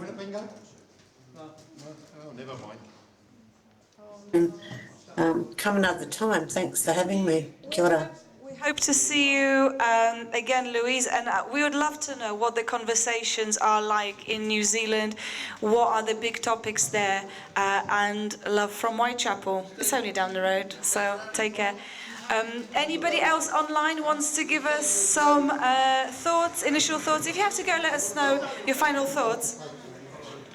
Martin Schmoove. Very nice. Okay, no worries. See you. All right, we're going to carry on with Talkaoke. I'm going to hand the microphone over to Jay. Goodbye, people who need to leave. Final thoughts, Sultana? Anything? What have you learned? What? Am I? Yeah. No, go yeah. My final thoughts is I really enjoyed it because firstly sitting here around people with different age group, gender, ethnicity, it's just amazing, you know, and yeah, it's just nice to get everyone's insight. And to be honest, I think what Trevor said, that I had a lot to say, but I just thought it will just bring up a lot more, and I thought I'll just keep it in, to be fair. Yeah, and that's why I asked the whole spice, just to change it around. But I did thoroughly enjoy it, and I think maybe I'll keep that for another day, but I'll be back again next week, I believe. Next month. Next month, apologies, next month. That's how keen I'm here to be back. Just because I'm really nosy, which subjects you wish you might want to continue? Okay. No, you carry on. No, I was just curious, just before we'll probably launch you, Jay. Which subjects do you, if we had more time and more bandwidth? I think it's more about the government and what we see on the media is what I would really love to, but I know it can bring up a lot and it can be a full-on conversation and debate, and this is why I thought, let me just keep it in. But yeah. That's a very good point. There's a lot, isn't there? There is a lot, yeah. It can just open a whole load of different world, if that makes sense. But yeah, thank you very much. As a host in the middle. I know this is a very difficult job, but I want to take it on to support both you guys. So everyone's name around the table. Yes. So why don't we do that first? I'll go round. Shall we try online? Start at the table. Hi, I'm Scott. Hello, Scott. Hello, Scott. Pleased to meet you. Lovely to meet you too. Hi, I'm Betsy. Hello, Betsy. Pleased to meet you. Julie. Hello, Julie. Pleased to meet you. Hi everyone, my name is Ayan. Hello, Aya. Pleased to meet you. Hi, I'm Basha. Hello, Basha. Pleased to meet you. Sophie. Hello, Sophie. Nice to see you. Hey, I'm Sam. Hello, Sam. Welcome. Hi, I'm Kozru. Hello, Kozru. Nice to see you. Mikey. Nice to see you, Mikey. Well, it's to... As Scott's, okay. And I've got a terrible thing about remembering names, but I will try my best. I just want to say, that's not the main reason why you ask the names at the beginning is not necessarily to remember them, but just to make sure that everyone around the table is keyed into the conversation. So it doesn't matter too much whether you remember them. And you will find the more relaxed you are in the middle, and the more you're in the flow, you will just start to remember names. Thank you, Mickey. 29 years of experience speaking there. Well, I think just to give a subject, Sam, I was wondering if anyone has ever met anyone that's good with names. I feel like actually Mikey's pretty good in fairness, but he's got a lot of practice. But my experience is that no one is good with names. Is that a fair assumption to make? Does anybody want to respond to that? Mr. Memory, the film. Mr. Memory, the film. That's a good one to think about. It was very clever at sort of memorising things. Our brains are clever, but not that clever. But we try and shut down, not to overload too much. Yeah, no, definitely. There's techniques out there, isn't there, to make good memory. But names are very important, Sam. I think that the way you've reflected on it, and it's to maybe ask the question then. Why are names so important to oneself? Who can consider that? Well, I mean, I didn't come up with my name. It was my parents. In fact, they came up with Michael, and then my mum came up with Mikey. And it was like just a term of abuse when I was at school because my mum said Mikey and not Michael. But I didn't come up with either name. So it's not actually our name. Most people don't come up with their own name. Yeah, it's a good point in so much that names form our core identity and how we go about the world. And so if you had the opportunity to name yourself Michael or Mikey, what would you name yourself? Well, there was a time when I was about 6, I wanted to call myself Flash because of Flash Gordon. But I think I would. I'm glad I didn't have the power to change it back then, because that would be embarrassing. That would be embarrassing. It would match your shirt now, though. It would match your shirt. And you do look like a Gordon. Like if somebody said, sorry. If somebody said his name is Gordon, you do have a little bit of sting about you, and he's Gordon Sumner. So. And you're a lot closer to me than Sting is, so you might be my de facto Sting or something, Mikey. All right, okay. But no, you could be a Gordon, especially with that shirt on. I'm not flirting, I'm just making an observation. I can see you've got a penchant for Sting there, Julie. So, is there anybody online who would like to proffer any opinion on names and naming and memory? Imtaz? I could do so. Imtaz, would you like to? Is that your first name, Imtaz, or is that your last name? Would you like to speak? Oh, you've cut out. You've cut out. She'll come back. She's back. She's back. You're back. Can you hear me? No? Yeah. I thought that names are so important because they reflect who you are. They kind of give you a meaning, and it's your names for me. My name is like. What's your name? Because they give you a meaning through life, and you could always relate to it, and then they shape your personality, the way you think. Who you are. Thank you, Imtaz. Yes. Go ahead.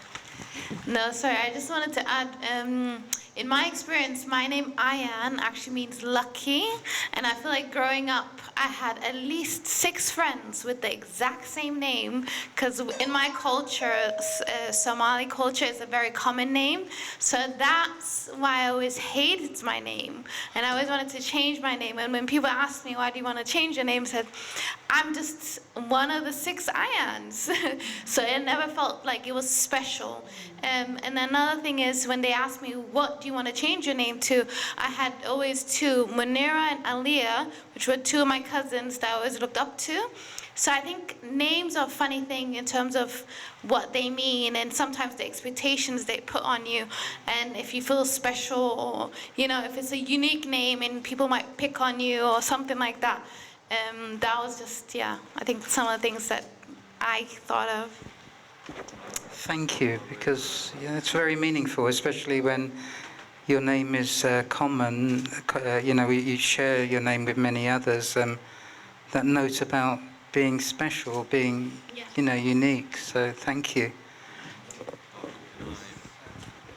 So, I've got two questions here. One would be, do you feel particularly lucky based on your name being that? Do you feel like you've been dealt a good hand in life because of your name? And then, I don't know what the second question was now. But yeah, that's good enough though. Yeah. I just want to, sorry, this is just a training point. Normally 1 point at a time is what you want, really, in Talkaoke. And if someone just says, I'm going to make 2 points, try and turn it into 1 and come back for the second point. I appreciate your umpiring and there. I think I've been very, very lucky in my life. I think in general, yeah, just how I've moved through life and the opportunities I've had and how I grew up. But I don't know if that's because I have the name that means lucky, or if because just who I am and somehow the place I was born and where I ended up going. But I do think there's sometimes a link between when you have a name that means something, you kind of feel like you have to live up to that. Like, yeah, I don't know, but I have been very lucky.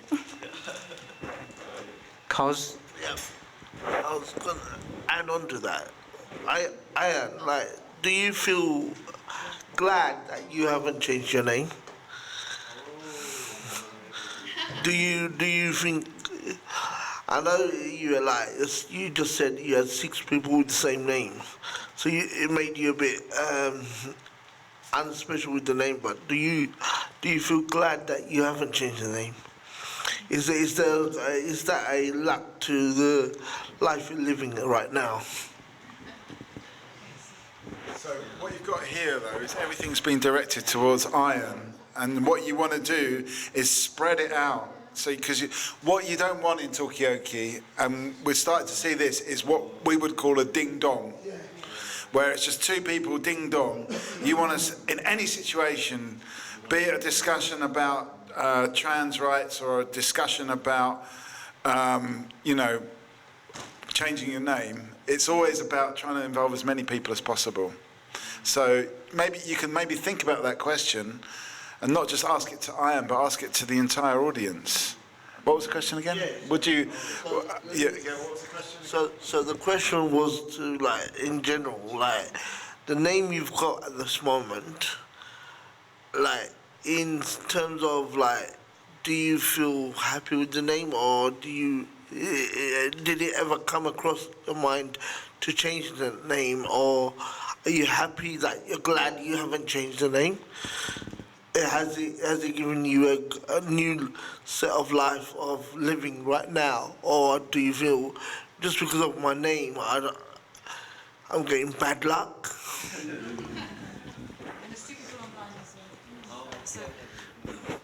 So I was interested in names that, of course, our parents give us, and I'm curious about names that other people give us, because some choose their own name, and then others get nicknames foisted upon them. My name's Scott, but to my nieces, I'm Scotty, always with that lilt going up, and I've been that to them forever. So I don't know when that's going to change and I start going back to being Scott. But I wondered if anyone has had names that others have given them.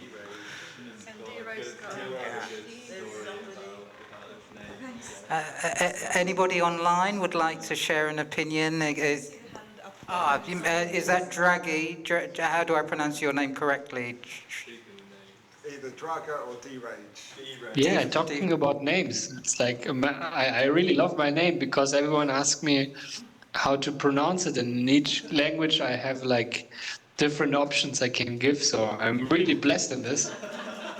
So I really like my name in that regard. And also what I actually found out, or one thing that really amazed me was that I met a girl, she was from Australia, and her last name was Bell, right? And then I asked her, why was your last name Bell? And she's like, oh, because my ancestors, they were making bells, or they were like dealing with them. And what I found very interesting then was like that she she was screaming. She had like a strong. Anecdote was too long. It was too okay. And I wish I could like has translated into everyone having like a big voice in their family, because I guess if you are always with bells, you have to scream in order for the other person to understand you, no? That's really interesting, especially about the heritage of names. Paul, I see you've got your hand up. Please turn off your mute and, yeah, do speak. Yeah. So, couple of things. They were all relevant. So the first one was that I've had loads of different names, and I think an alter ego is really interesting, especially like a pen name. It gives you another person you can be, or you can actually, maybe that you're locked in as a certain person and you can be another person. You know, artists, I think, can have pen names, or writers have pen names. And be lucky, there's the lovely thing with the name there. I remember there's a book called The Good Soldier Slavek, I think. It's an Eastern European story from World War II. And what it is, he was talking about, in his phone book at home, there's loads of happies. Loads of happy people they're all, their names mean happy or glad, but they're all really miserable. None of them. So I think there's a... Oh, thank you, Paul. You've cut out there, but that was really interesting about avatars and different namings giving you different escapes. Sophie, would you like to... Well, to the question to Paul, outside of the... Where's Paul gone? Oh, he's over there. Paul, I come to the events as an alter ego, right? But when I'm out, I'm just a normal person. So what do you think of my alter ego when it went not as a person, as an alter ego, before they actually come out as that person? What would you say about that? I'm sorry, you froze at one point, so could you repeat? I said, what would you say if the alter ego of the person I'm actually here as an alter ego called Sophie, right? If that person became a real person, what would you say to that person as a real person? Hello, Sophie. Yeah. Yeah. Hey. Yeah, I think you could... The name sometimes, I mean, Sophia is like wisdom. Yeah. That's what it means. Yeah. Well, the thing is, with the name came from a singer. The other bit called Stardust came from the bloke from the musical David Bowie and what was it called? Ziggy Stardust. Your Spider's Mars. Yeah. So what would you say if that person actually became a real person? I don't know. I think you just address them by the name, don't you? I mean, oh yeah, I would agree with you there, my friend. I think what happens is that your name.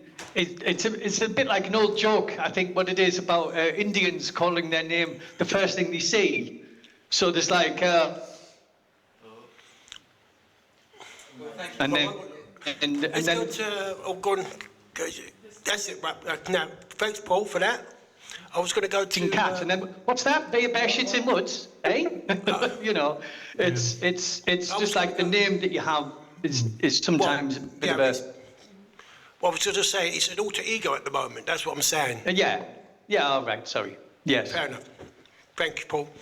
That's all right. You live with it. It's great. Thank you so much for that. We've got Christopher. Christopher, you got your hands up. Do please. I was going to say, I think my name's generous, because when you have to be generous with time and stuff, like with Trevor, when I sort of had to coax him in, or like with Ashley, alter ego, I find that some people are controlling and some people are not. And if you think of what's happening now with Ping and Trump, I think, and Putin, it seems to be a triangle there of power struggle, and we've got to break that. So I think the three egos there. Thank you, Christopher, for that. So we've got Sam. Would you like to respond to that? Oh, I think it's quite interesting actually with the whole alter ego name thing. So basically, like, we're obviously all like different people around, like depending on who we're around, right? So that's kind of like alter egos, like at all times, depending on what situations we're in. Interesting that Christopher mentions like Trump, for example. Do you think he'd be like nearly as popular if he wasn't called Trump? You know what I mean? Like a name also infers like quite a lot onto you, and it's like maybe that name allowed him to be this character that he's become, you know? And so I guess, yeah, like names are, I guess, in a way, like very linked with that sort of idea of character, right? Yeah, thank you. Yes, go on. Jay, because you're very good at giving people their voice, but could you link different subjects together? It's like, thank you for saying this, thank you for saying this. How can you link maybe something that Christopher said with something that you said, with the idea of alter ego? Give us the best shot of how to maybe pick. Well, it's a fascinating link, I think, in itself, Sam. You've talked about alter egos and how they can be a force for both good and evil, and that's really interesting there. Who could, Julie, would you like to have an opinion on that? It can be a force. I've got so many different nicknames given by so many different people. So I worked with a lady who I just thought looked like a duchess, and we called each other. I called her Duchess, and she called me Baroness. And I really kind of lived up to that at work. And we'd read Shakespeare, in tea break and stuff like that, and just take the absolute piss out of the rest of the team in kind of old English. But then, like, my husband calls me Maya after Maya Angelou. But I come from a culture where nobody has their name. It's all a nickname.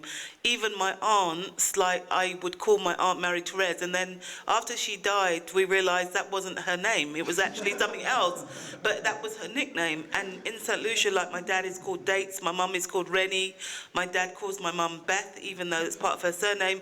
And then my cousins are like, how come nobody has their own name? So I've been called Jules, Julie, Baroness, this, that.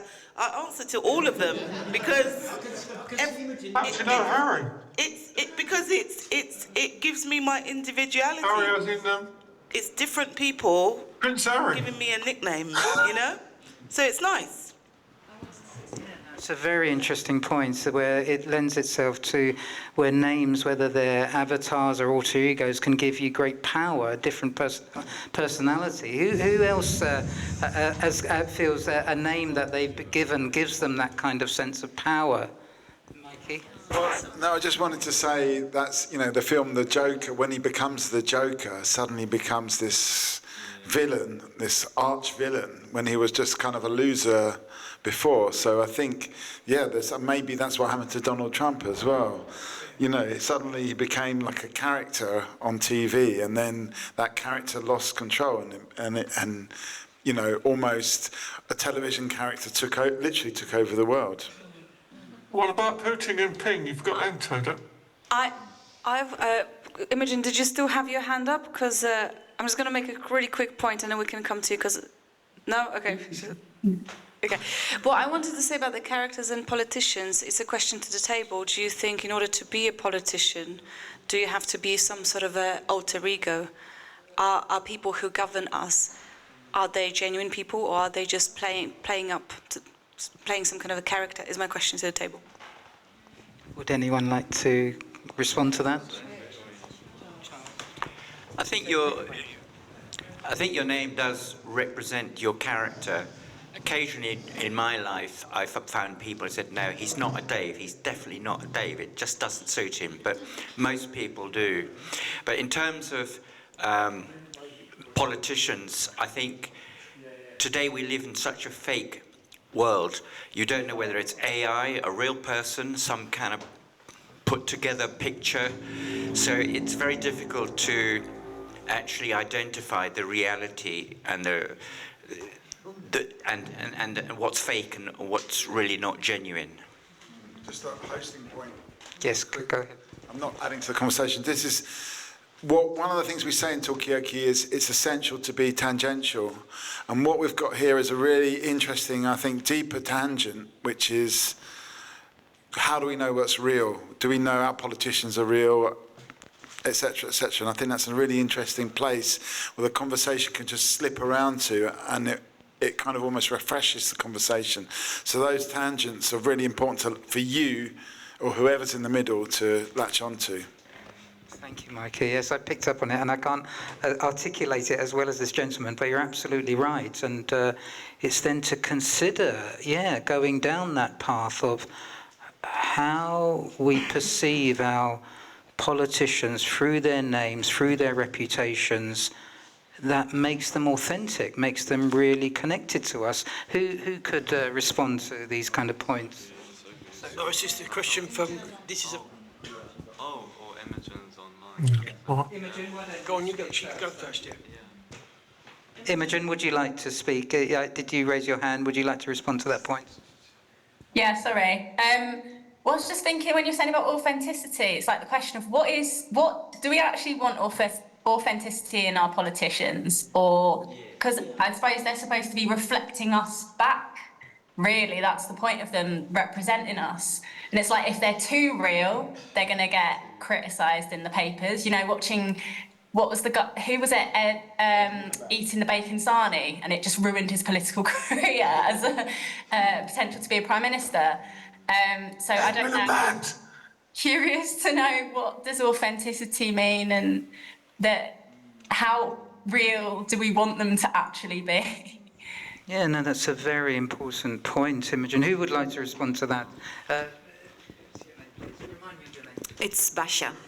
So about the names, I think, you know, when we talk about Trump or like the, you know, what works, what doesn't work, I think it's about pronunciation and how easy it's to remember because, you know, if you think about actors and actresses, they often change the name, just like a combination of even what they have in real, but like cuts it down so it's simple to say.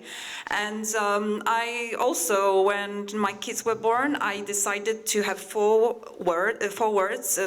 letters in their names, thinking, okay, the world's going global. I don't know where they're going to live. They have to be easy to pronounce. And that's what I think it really, really works. Fascinating process to name a child. That's so interesting.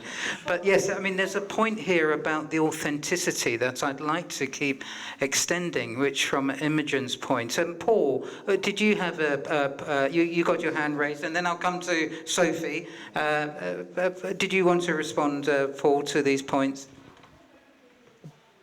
Well, about authenticity.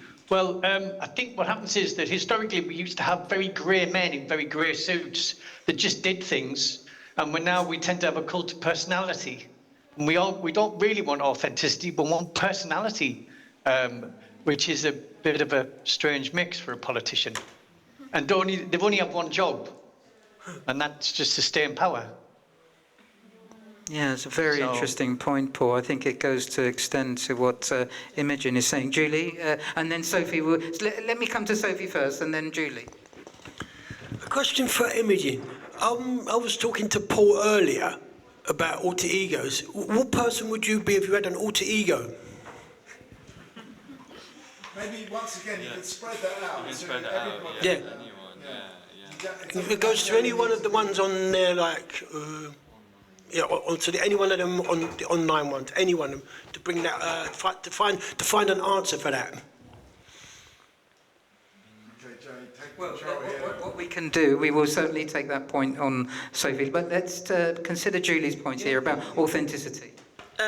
Well, I wanted to answer Paul. Everyone knows that politicians never have just one job.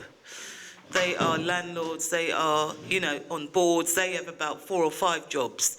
It's just that they're supposed to have one job, but they never do. So I don't agree that politicians have one job. They have maybe one public-facing job, but anyone who looks at the Register of Interest knows that the amount of jobs that politicians have and the amount of money they rake in.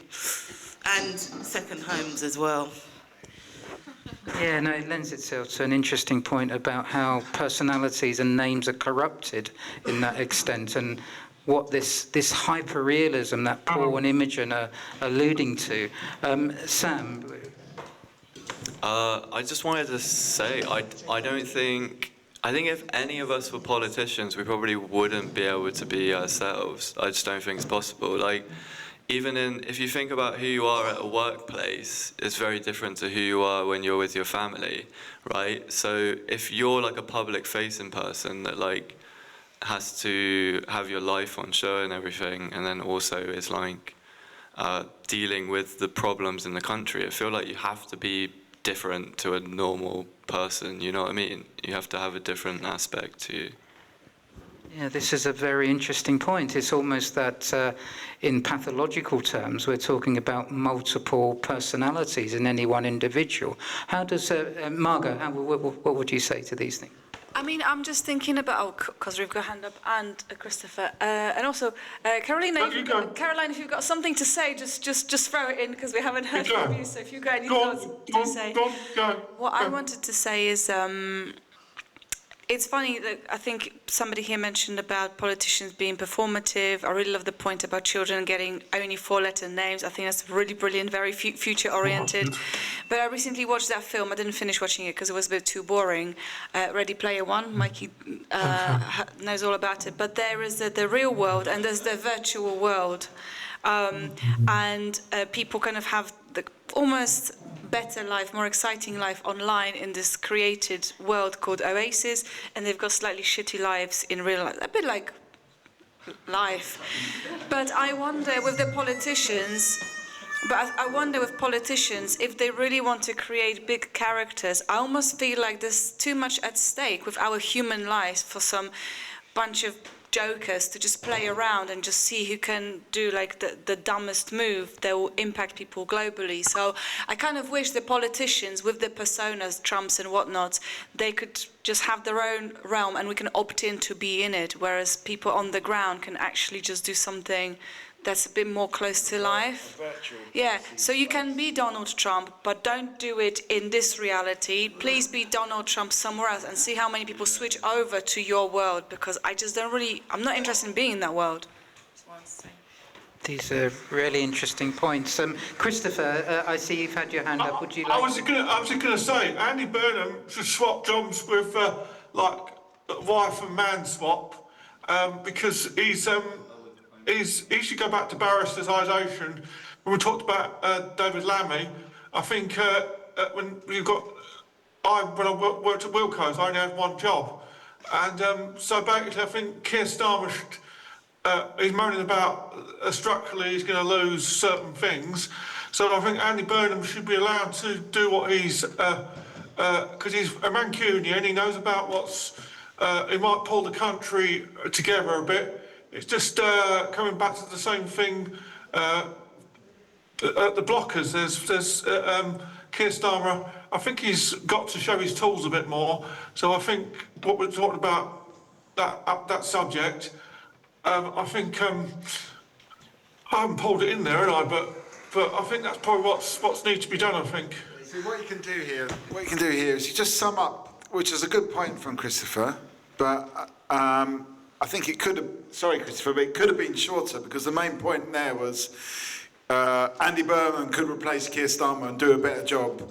I only had one job when I worked at Wilco's. That you could just say that back to Christopher, and then he'd get the point that was a good point, if you see what I mean. Because you didn't say anything, then Christopher was a bit stuck and he went on for more. So it's up to you as well to be maybe a bit more enthusiastic and say, yes, Andy Burnham could replace Keir Starmer. What do people think about it? Or not short on it. Yeah. You want me to explain it again? Okay. No, thank you, Christopher. I think your point is well made, and it's neatly summed up by Mikey there. So, but Khosrow, would you like to share your opinion? Yeah. Talking about Keir Starmer, I don't agree with any of his policies at the moment. He's not one of my favourite politicians at this present moment in time, or I would have preferred the previous government. Do we agree or don't we agree? That's a very controversial statement there, Cos. But I'd like to go back to perhaps this line of thinking about what power we give to our politicians and our expectations, and how we feel so powerless to enact our lives so that they're not so miserable and that we want to live in an online world. Do we have power as individuals? Who would you like to respond? I'd like you. Could you remind me of the name, please? Yeah, it's Betsy. It was just when you were talking that it reminded me of our earlier conversation that we had, and I think powerlessness is a big theme and driving force in, you know, some of the ways that people approach some of these conversations. It's like, ultimately, like, you know, people feel powerless and they feel like they don't have a voice. So when the media presents a narrative that's like, this is who's to blame, this is what the issues are, it gives people almost a community that they might not have in other aspects of their life, and it gives them a narrative to go, that's why I feel this way, whether or not it's true or not. Thank you, Betsy. That deserves a round of applause. Margot? I'm gonna make a quick workshop point, and then maybe somebody else who is still kind of anonymous in the crowd maybe wants to jump in the middle, because we've got a little bit of time, guys. Come on. We've got a little bit of time, yeah. We're going till 9 o'clock, so we've got at least time for 1 or 2 people. So just think about it. Yeah. The other thing, the very first thing about Talkaoke is it's up to the people on the outside of the table to decide where they want to take the conversation. So Kozru made a point, I want to talk about Keir Starmer, and he said, actually, he didn't say that. I don't want to talk about that. I want to talk about something else that I personally prefer to talk about, which is fine, except that you need to bounce it out to people. People will decide. And you can do that. You can kind of convey your preference for a subject, but you ideally would say, do we want to talk about what Kozru said? Do we want to talk about what Margaret said? Do we want to discuss this thing? Or do we want to link these subjects together? And do we want to talk about something? You know, you have to hype people up and give them fresh ideas. Otherwise, conversation is linear. You say something, I say something, and it's just like a little train. We want to zhuzh it up, but it's up to the people. But also you can link those things. So what Kozru was saying about Keir Starmer also links to what you were saying. So rather than say I'm going to drag it back to this question about politicians in general, you could say, you could link what Kozru is saying to what you're saying. And that's one of the key skills of the Talkaoke host, is linking all the different things together. And Betsy's doing it naturally because she's also linking stuff from previous conversations that we had earlier on today. And the more linking you can do, the better. So are we going to do a little exercise on linking? Maybe we just get someone, let's get fresh blood in the middle. But Jay, well done. That was a really fantastic time in the middle. How was it for you? What was difficult? What was easy? It was just stepping in. I've never done it before. I've always admired Mikey and Margot, yourself, doing this. So it was in at the deep end there, I felt. Thank you. That's the only way. That's the only way. But I mean, are you going to have another go in the future? Yeah, when you're slacking, I will stay. Yeah, okay, all right. All right. Okay, so the hole is empty. We need someone to fill it. Who's going to be the next person? Does anyone want to have a go? Anyone will just put on the cricket sound. We can go over on another. Oh, yeah! Okay, so, okay, all right. All right, okay, so we got Sam here. Hasn't done yoga, so he's then going under. Yeah. And maybe we can try again to him, because I feel a little bit bad about the people online, because we've kind of almost been slightly ignoring you because we've had connection issues. So I really apologise for that. And I just want to say thanks to those people that have stayed online as well. It might be worth, before, you know, just to try. We'll just try it. We'll see how well it goes. Maybe when there's less people online, it'll work better. But maybe see if you can, Sam, involve the people online as well. Right, I guess everyone can hear me. Okay, what shall we talk about? How would you start off? How would you start off a talk usually? Well, hang on, give me the mic. First of all, I would ask everyone's names. Then exactly that question that you just made. I would also potentially put your glasses stick over the ear stick. Yeah, and that will be a bit more comfortable, I hope. Yeah, well, we'll give it a go and find out. But yeah, just ask people's names, ask them what they want to talk about. And remind them, it could be something new, it could be something we've already talked about, or maybe an aspect we didn't examine enough. Yeah, I guess, yeah, shall we do names? Shall we do names again? All right. Okay. What's your name? Betsy. Okay, and... Julie. Hi, Basha. Okay, thank you guys. My name is Ayan. Hey, Aya. Hello. Hey. Zishan. Yeah. Okay, that's Zishang. Yeah. Kozru. Thank you. Oh, thank you, Kozru. We've got some tea on the table as well. Oh, I don't know if the Margot. I don't know if the thing is. Yeah. Charles is by your leg. This sponge. Oh. There's so many things to think about. Oh my God, there's a lot going on. I'm sorry online that. Okay, that should be better. Sorry. All right. Sorry, we've had a spillage here, guys. I don't know if any of you online have had a spillage as well. That would be quite unfortunate. Right, but we're on it. It's all good. I'm sure this table's seen worse. Yeah. Sorry. What's your name? I'm Charles. Okay, thank you, Charles. Oh, are you heading off, Sophie? Would you like to give a final thought? Yeah, it was worth it. It was worth interacting with the guys online, especially Paul and Trevor, wherever he's disappeared to. Gone to watch some news. Probably gone to work. I just want to leave this last thought to Imogen. I hope she's still thinking about what I brought up. What was it? Of the question. What was the question? About what alter ego would she be if she had the alter ego? Okay. Yeah. I mean, yeah. We'll get back to you maybe on that one, Sophie. Yeah. And we'll all come prepared next month with our own alter egos. Has anyone got any ideas on what their alter ego might be next month? Is it a monthly thing or is it a general thing? Anyone got any thoughts? No, I've got a few alter egos, but I do think that alter ego is a very powerful thing because you can be someone completely different. So I've got my alter ego Yakim, which is just Mikey spelt backwards, and then there's my artist alter ego, which is Wanko. Wanko, yeah, which is like, and there's a few different artist alter egos, but it's the only one I can think of right now.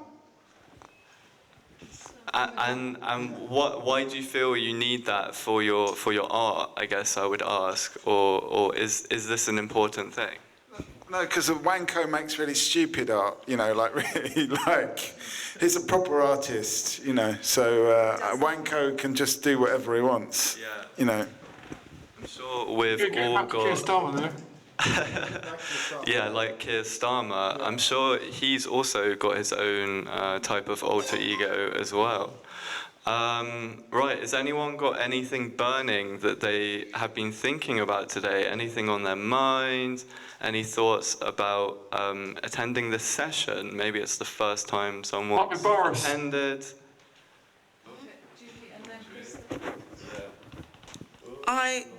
Sorry, Sam.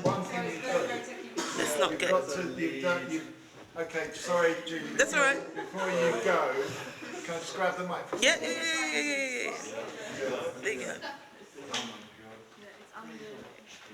Just give me the microphone. Okay, there you go. Yeah, one thing we always forget to explain is that when you are rotating in the middle of the table, you've got a centre point and you need to either rotate to the left of the centre point or the right, but don't cross around because then you're going to tie yourself up. And it's a very practical point. People online may not really need to know it, but anyone that goes in the table, because we had a guy, Festival of Genomics, that tied himself in a knot and actually broke the microphone cable. It was our fault because we forgot to tell him. But anyway, back over to Julie. Oh, yeah, sorry, Julie. That's all right. Thank you, Sam. My thought as I came here, as I was dealing with something at work, was kind of linking back to the earlier thing of authenticity. And I was thinking about people who are being honest and taking responsibility for their actions. So I was thinking about that, just linking back to being authentic. Like, if you fuck up, just say, no one's going to kill you if you make a mistake at work. But just be honest about it, because the more people try to cover it up, the worse it gets. So I think I was thinking about that, honesty and responsibility. Well, do you think that the reason for this, and we can open this up, is because people have that fear that we were talking about earlier? Like, people are scared, potentially, to own up to these mistakes. Does that play a role, do you believe? Possibly, but I think that, you know, in the world of audit, you'll always be found out. There's no point. You might just say, you know what, I've made a mistake. It's much easier to say at the start, up front, than to kind of hide it later, because, you know, the devil's going to get you. I would ask, and everyone join in as well. Thank you. Thank you, Julie.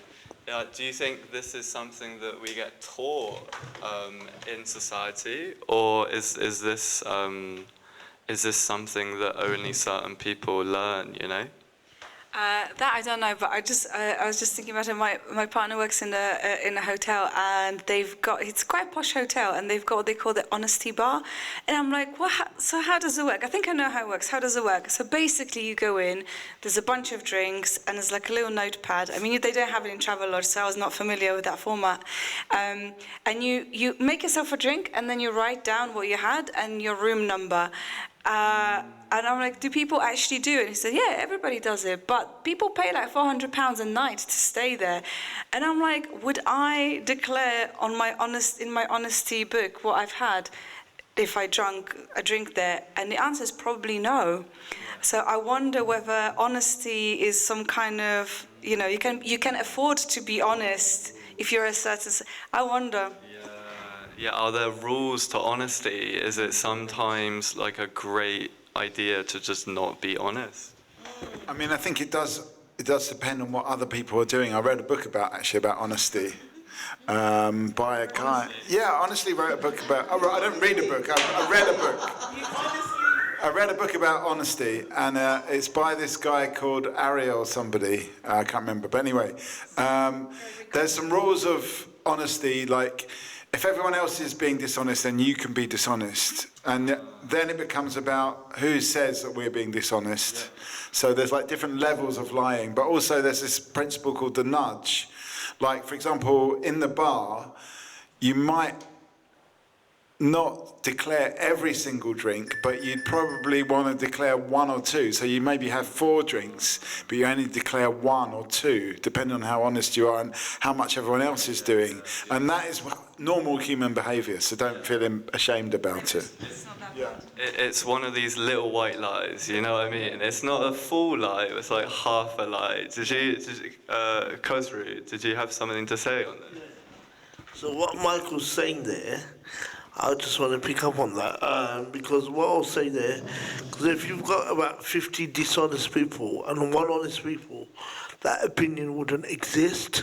Because although you're honest about the whole situation, you've got 50 different dishonest people who would empower you to be dishonest. So even if you're honest, your opinion doesn't bother.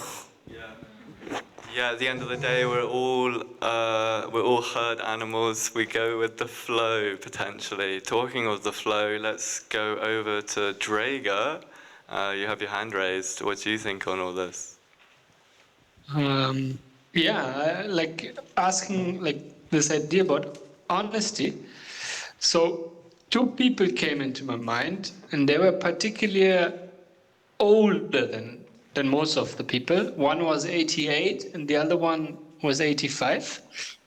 And I was kind of shocked and amazed by their way of being really honest. Like, it felt like they were completely unfiltered.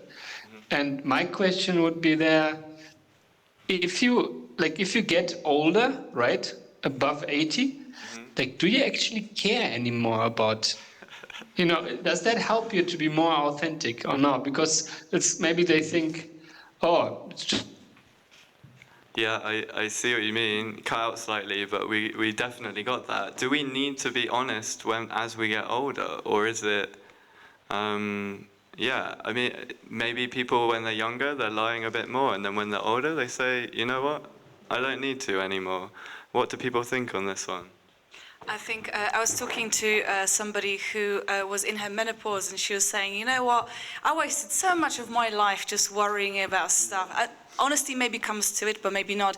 But it's more about being able to say what you truly think and feel. And she said, you know, once menopause set in, she just was wasting no time on just being nice to people, beating around the bush or whatever. She was just like, I'm just going to say it how it is, and I don't care. The intention counts, but directness is a great quality, is what she said. So I thought, you know, yeah, I do spend a lot of time going like, oh, is everything okay? Or is that nice? And, you know, maybe, yeah. I think I definitely see that as well, but I also link it to people that have children as well. There's like, I don't care anymore. This is like, you know, like having a child is a very specific experience, I'm sure. Mikey, do you have something to say on honesty? Well, it's also more about just saying what you want to say, because I don't think it's just about honesty. It's also, you know, like the Emperor's New Clothes, talking about children. It was the child that's, well, I think everyone knows the story of the Emperor's. Yeah, like it's a fairy story. The Emperor, like a kind of very tricky guy who claimed to be a tailor, said, I have made you, the Emperor, the clothes so fine that they can only be seen by the upright and the good people, and bad people can't even see these clothes. They're so fine and respectable.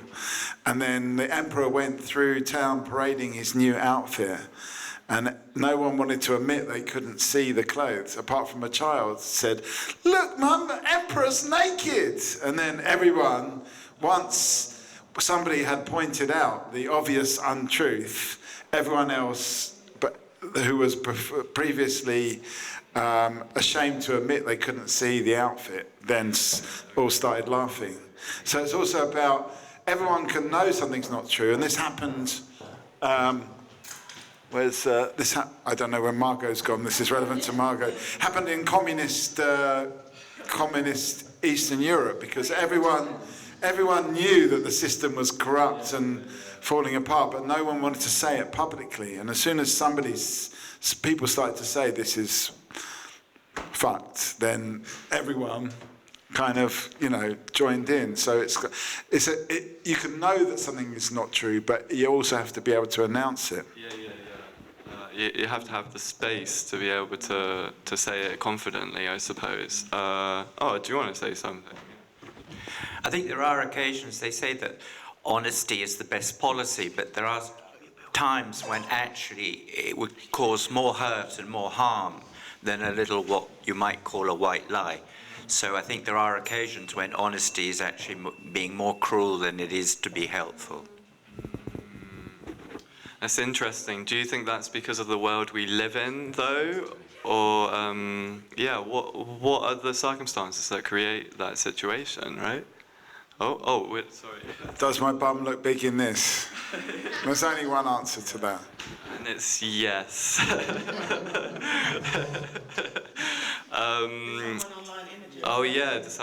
Imogen, do you wanna jump in on Mikey's butt and whether it looks good? Can't see it, Mikey, but I'm sure it's great. Thank you. We don't need this. Give us a little time. That wasn't what I was chiming in to talk about, but I was just going to say it depends on intention and context, doesn't it? Yeah. Like you said, is it Dave? Sorry. It's Charles. Yeah. Oh, Charles. Why did I say Dave? We were talking about names earlier. We've all got so many alter egos out here today. Now, new alter ego. But yeah, context and intention, I think, with Little White Lies, honestly. Yeah, absolutely. I just wanted to make a point about Eastern Europe and communism. Wait, give it back. Sorry. No. That's the Apprentice theme tune, not a communist theme. But anyway, what I wanted to say, I think it was Václav Havel who then ended up being a president of Czech Republic, Czechia now. Yeah, right. So he's exactly. But can't he Wikipedia'd it or something. It's like, hey, ChatGPT, give me a good quote that's powerful, resonant, and rooted in reality. No, but I think he said something. I think something around complicity. It's like people can be living in the lie. See you later, Sophie. People can be living in the lie, but it's just, if you're not saying anything, you just live in complicity, and that's what makes it really bad, because as individuals, if we disagree with something, we do have power to change things, but often we just maybe we go with the flow too much. I don't know. Final thought from. Okay, over other people. Yeah, Betsy, would you like to give us a final thought? Sure. I don't know what my final thought was going to be, but in the spirit of try not to overthink, just say what comes to mind. I think it was actually a really interesting conversation tonight, and I think what was interesting is that how needed, in a way, I don't know, like it felt in a way so necessary for people with different views to be able to have that conversation, but actually how hard it is, and to do that in a way with like nuance and sensitivity without people just shutting each other down, which I feel like we got there, but it definitely took a lot of steer and input, so thanks. Yeah, that's a very pertinent thought. Thank you very much, Betsy. Sorry, Ian, it will be a very quick one, but just to kind of go back to the original point about just a simple rule of Talkaoke, it's up to the participants to decide on the subject of the conversation. What we had tonight also, it was people on the outside of the table who, by throwing their different perspective, balancing out the whole conversation, moved it along in an interesting direction. And I think that's something that as participants, just because I'm not in the middle doesn't mean that I'm just there to kind of watch a ping pong. I can contribute stuff, and that really not only helps the host, thinking selfishly, if I was a host in the middle, I'd really appreciate your point, because you are kind of opening up the conversation, making it more nuanced, but it's up to all of us to kind of contribute something. The points that you've made, Kozra, as well, just to broaden the perspective. That's all I wanted to say. Thank you very much, Betsy. See you next time. I wonder if that gives us a certain sense of responsibility when we sit around this table then to really steer the direction communally in the direction that we all wish it to go in. Mikey? I think we've got that responsibility all the time, or it's part of being in a society that we, especially like I was on a Friday, I do a session with Newham Youth, and there was I'm not the youth worker, so I'm not supposed to intervene in stuff like kids fighting and things like that. I'm supposed to just do the conversation. But then there were these kids having this big scrap, and there was no one around. All the youth workers were gone. So I was just like, right, I've just got to go in there. I can't observe these children fighting, and the one seems to be strangling another one. So I was like, right, I'm just going to go in there. And I just kind of did the kind of Jedi mind trick, and I said, can you please chill out? And they actually went, oh, okay. And they just stopped fighting. And it was like, how did that happen? That was kind of but at the same time, I feel like we've always got a responsibility to actually, you can't just let things pass by. We've got to actually do those kind of interventions in a constructive way. Yeah. Oh, sorry, Margot. What did you want to say about the chat? It's just a comment from Caroline. So she had to leave, but sorry, I was quiet, a little overstimulated, I guess, but fascinated. Thank you for this unique and also brave format for conversation. And Paul dropping hypernormalization. But he's not here to talk about it, so it's fine. So yeah, cool. Yeah, that's an interesting one in terms of being brave around here. I know being in the middle, you're not meant to give your own experiences, but you're not allowed to. Are you ever allowed to break the rules? Well, there's only 2 rules to Talkaoke, and that is no singing and no fighting. So everything else is just a guideline. Okay, the third rule is there's no rules. Yeah, you can always break the rules. So, yeah, the first time that I did this with these guys, you could see that people were quite nervous when they were approaching, you know, didn't really know what to expect, but it did bring quite a few people like out of their shells. So I found that a very rewarding thing to see, actually. It's a very different experience being in the middle, I will say. Yes, we've gone through quite a lot of subjects, and some people haven't always agreed with everyone. I'm slightly worried that we're getting to a stage now where it's wrong to talk about things, yet we talk about free speech, and I think there's a sort of self-censorship going on, because people say, oh, you can't say that, oh, it's wrong, oh, I don't agree, oh, it's not natural, oh, yeah, but this is, and then you get into a heated argument, and then you think, well, I can't do that, so I can't talk about it. I think that's wrong. Yeah, Kazru, what would your input on this be? Right. I'll say, Charles, you're spot on. But whatever opinion I've got, I'll mention it. Doesn't matter, like, if it means it's like offending in a way, but as long as I can express myself to the point where I've been like, it helps others as well. So I'll generally look at, not from my own perspective, if I can give out something out there that would help others, I'm more than like welcome to the situation. That's great.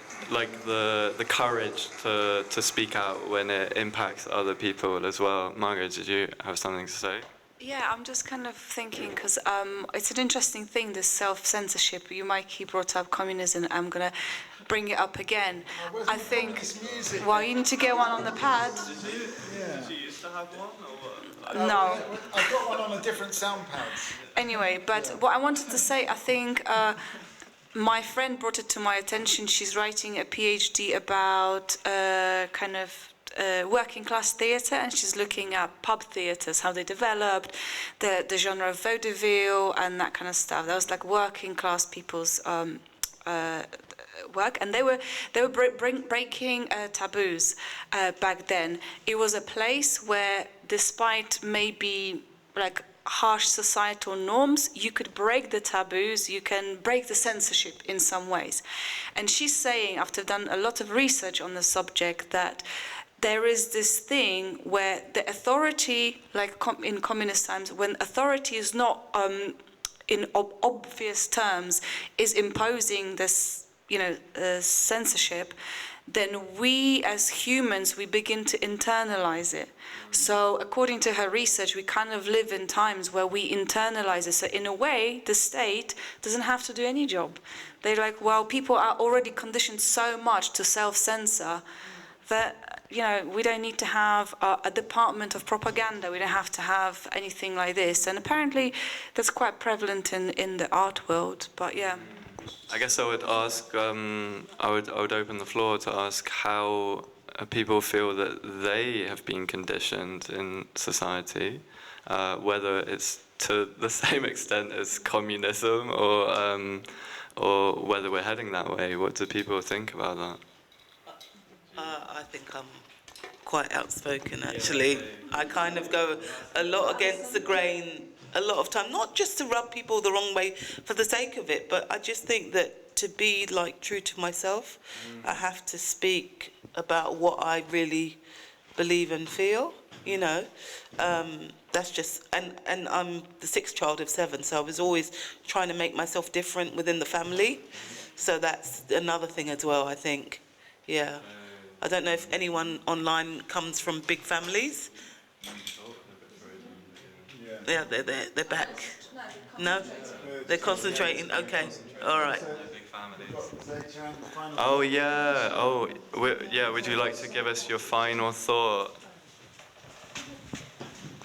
The overall session is good, and everyone shared their own point of views. It's learning. It's good learning for as a public speaker. It's a very good practical talking opportunity for everyone.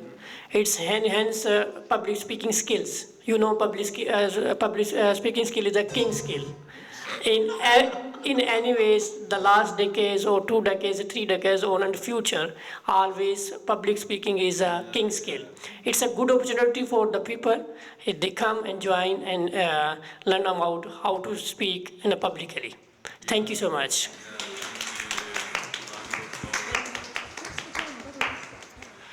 Yeah, and especially in situations like this where the public speaking has a benefit of bringing people together. It's not just one person talking at everyone, it's everyone talking together. Ian, you got your coat on. Are you heading off as well? Do you have a final thought for us? I mean, I just wanted to say, as someone who is very big on community and everyone having a voice, which is literally my job in terms of bringing communities together and kind of being an advocate for grassroots initiatives, I think this format is amazing. Yeah, and I really enjoyed it. One thing I did want to say was that just in terms of some of the topics, I think it's very interesting that you can link a lot of things. So Julie was talking about honesty, being authentic, politicians being these big characters. And I think one thing I was thinking was, imagine if we don't always do what we do, like repeating the same pattern of like politicians have to be big characters, people have to be, you know, these certain types. What if a politician is just a human being who has some strong opinions and he wants to kind of better people's lives? Shouldn't we support those people that are authentic? I don't know, but that was just the thought that I had. And then the other thing about being like in the middle of that chair, I think it's really brave. I could do it. Maybe. Yeah. Yeah, I think one thing I was thinking about was, maybe I can leave you with this question, just personal growth and personal development. I've always been someone who was very introverted growing up. I kind of challenged myself and maybe made an alter ego of me, who was more extroverted and kind of opinionated and outspoken and loud and maybe a little bit spicy like Julie. But I think, yeah, maybe I never thought of it as an alter ego, but different sides and, you know, yeah, just me, but different sides of me, really. So, yeah, my question is there anyone who has, yeah, different sides to themselves that they've worked on and developed and discovered that they maybe didn't know they always had within them? Yeah, thank you for having me. Yeah, have we got any secret extrovert introverts in the house right now? Who have we got? Kazri, did you want to say something? Yeah? It's quite interesting what she said. Yeah, so in terms of that, I'll say, yeah, there's a lot of things that has brought me out. Like, since I've been involved with Mike and Margot, there's a lot of skills that I've gained from them that I've now put into practice for over a year and a half now. Because these two have been marvellous, because sometimes you can express yourself, what you're feeling, even going through PTSD, depression, whatever, anxiety, but being yourself. There's a lot of things I've improved as a person that it has set me as a life skill for the rest of my life. Yeah, that's extremely positive. Let's get a hand for Kazri there. That's beautiful. Thank you. Margaret? I want to go back to the question of censorship. What happens if we're censored? No, I mean, whatever, the conversation. Like, what's the worst that can happen if we feel that our voice is censored? Yeah, I mean, yeah, is anyone thinking about this? You shrivel. And what do you mean by you shrivel? I don't understand. You kind of shrink a part of yourself, you know what I mean? Because you're not your total authentic self. That's what I think anyway. If I couldn't bring all the sides to me, I think Ian was talking about, you know, did anyone ever discover different sides to themselves? And I think that the older I get, the more honest I want to be. And I just think, you know, every day I'm on this earth, there's one day less I'm going to be on this earth as well. So why am I kind of like not doing the things I want to do? So I'm just living the way I want to live, really. Yeah. Interesting. Maybe you can get to 85 or 89 as that very honest, you know. Yeah. Oh yeah. Sorry, Karlsruhe. Imogen's online. Yeah. Sorry, I feel like I'm talking a lot. Nah. It's all good. Oh, but we keep freezing whenever you come in. Yeah, you're back.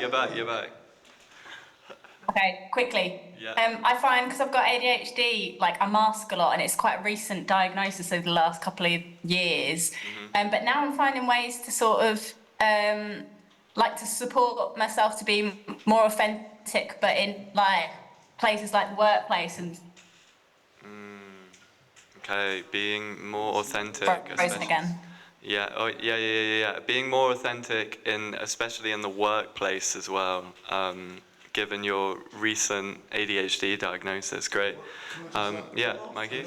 Yeah, I mean, this is also your job in the middle. Is if somebody comes up with a piece of terminology that people may not know.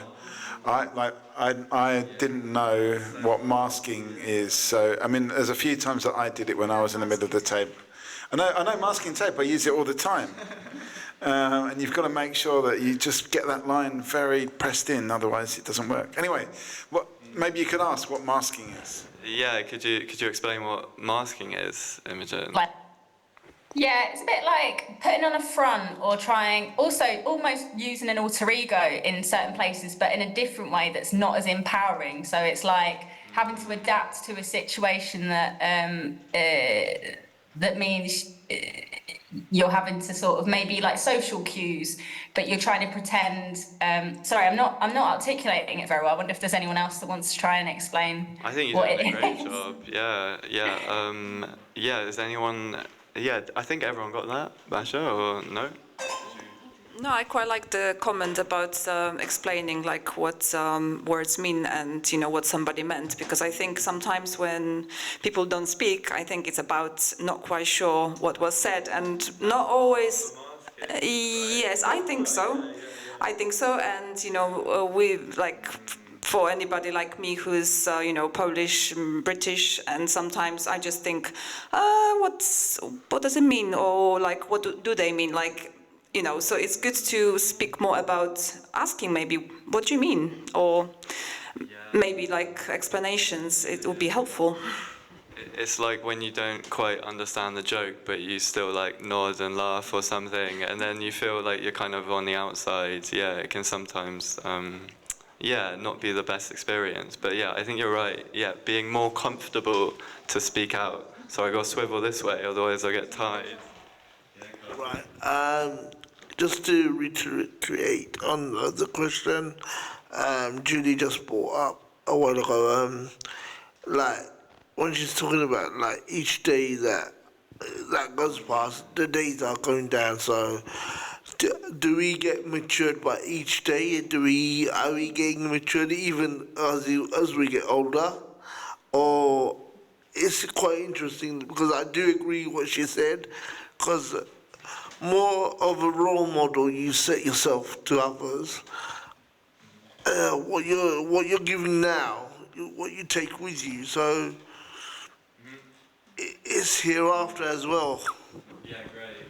Yeah. Do we just become mature one random day, or do we grow in maturity over time? What do people think?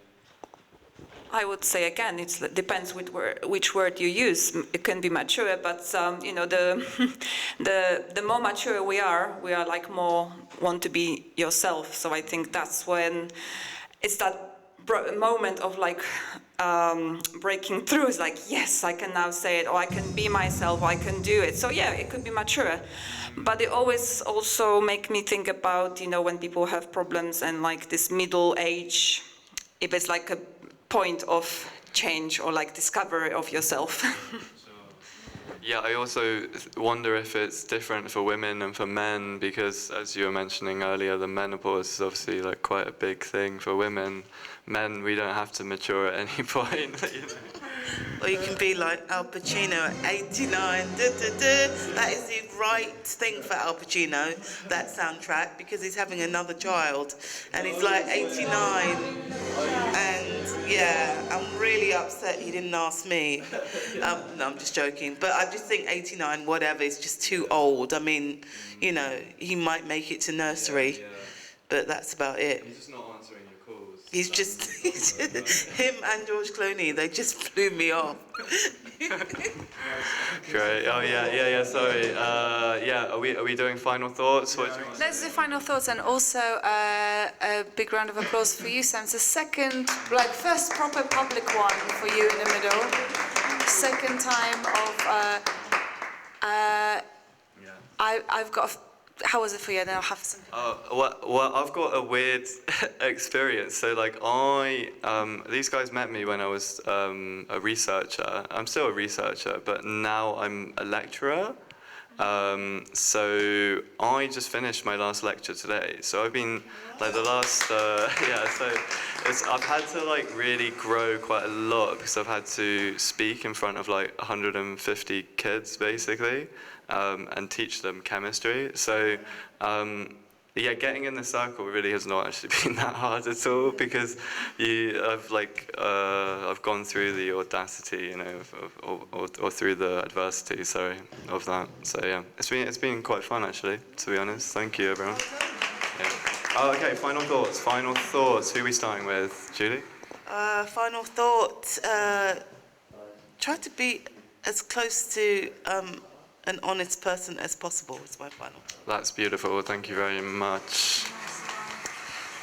Final thoughts. I just feel like I want to learn more. So like more and more and more. That's in my head more about speaking and like being part of a group.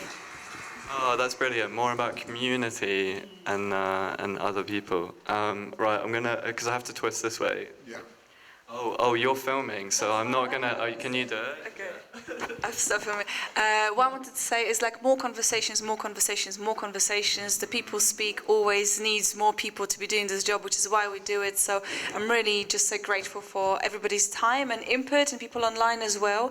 A practical challenge for you, because obviously you were very comfortable inside.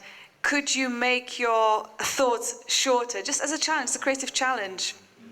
You can definitely do a long form, kind of developing reflection style, but can you do a headline? No. Well, sorry. No, you get, exactly, because it also changes the rhythm of the conversation. So I'll challenge you to that, but brilliant. Second. Okay, thank you. Yeah, back again. Online, are we frozen? Can people hear us? Draga, I see that you've got your hand up. Did you want to give us a final thought? Did you want to say something? Thank you all. And oh, is this quiet? Are we quiet? What's up? No, I don't know. Now better. Oh yeah, we got you. Hey. Just cheesing his. Yeah, last thought. Well, thank you. It was amazing again. And one thought stuck. It was like, yeah, that made me think. It's like it's something I think Margot said. Like that every conversation has its own law. Like that's something like, I'm like, oh, what does that mean? Like, yeah. Yeah. Thank you. All right, I'll be thinking about that all week. Thank you very much. Right, Kazuri, do you want to give us a final thought? Thumbs up to everyone. Yeah. It's been really good. Every time I come here, it's a positive vibe.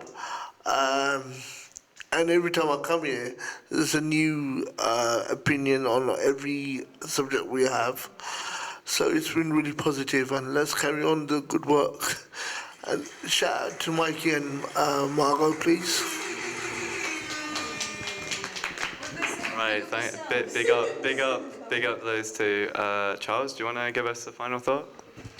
Yes, no, it's been fascinating listening to the different discussions we've had, and I suppose more importantly, each time I learn something, and I'm learning more about the technique of how you control a conversation and keep it flowing. So that's principally why I'm here, and it's doing its job. So thank you. Thank you very much. Always learning. Okay, Scott, right? Yeah. Would you like to give us your final thought, please? Oh, Brian. Oh, yeah. Let's get a final thought, please. Come on, come on, say something. Yeah, it's quite good. Like, you know, it's like all sorts, isn't it? Like different lives, and that's the way I look at life. Like, you know. Yeah. You're getting all sorts of people. You're getting all sorts of things. Everybody's got a sense of humour. Some have, some ain't. That's good. I like that. Okay. Bum. Right, Scott. What's your final thought? What have you got? My final thought, or I've been thinking about, is what ideas do we swallow whole and what do we chew over? And I've really appreciated chewing it over with all of you lot tonight and getting to hear everyone's thoughts and share mine. Thank you. You don't have a eating sound effect or anything, or what? Yeah, that would have been. Why didn't you do that? Oh my God! Yeah, I know. I've heard it before. Mikey, do you want to give us your final thought? Yeah, I just think I think it's very, very. We're talking about powering and disempowering. I think it's very powerful to listen as well, and we've got a lot of power here at this table. And you know, that's only a positive thing. So for me, it's all that conversation about power and government.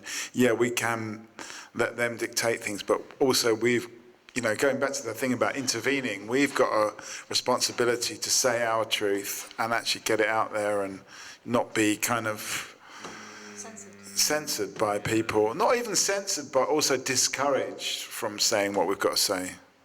And then there's another sort of just technical point. If you've got a thought in the middle of the table that's an opinion, think about how you can turn it into a question that another Sam on the outside of the table would answer. Yeah. So just rewind back to what question would solicit the thought that the second Sam on the outside of the table would answer. Can I comment on that? The difficulty I have with that is then you're just ping-ponging back off like one person, for example, because but you're just asking it to yeah. I find that difficult. I think because based on what you just said, I could have like 5 other questions back to you, but then you're just going to talk back, and then it's quite hard to then open it up. Yeah, I mean, what I'm saying is just, if you've got that thought, just ask it to everybody as a question. So, like, for example, what we're talking about just now, about like the government and the power of the government. Yeah, no, but you wanted to say something about your experience teaching. So maybe instead of saying that, you could say, does anyone around the table have an experience of speaking in public? And it's not going to be you saying it, but somebody else will say something hopefully similar. Yeah, well, that's what you get when you're in the middle of the table. You don't always get that chance. Yeah, so you can come out later. Anyway, let's get final thoughts. Yeah, can we get some final thoughts from people online?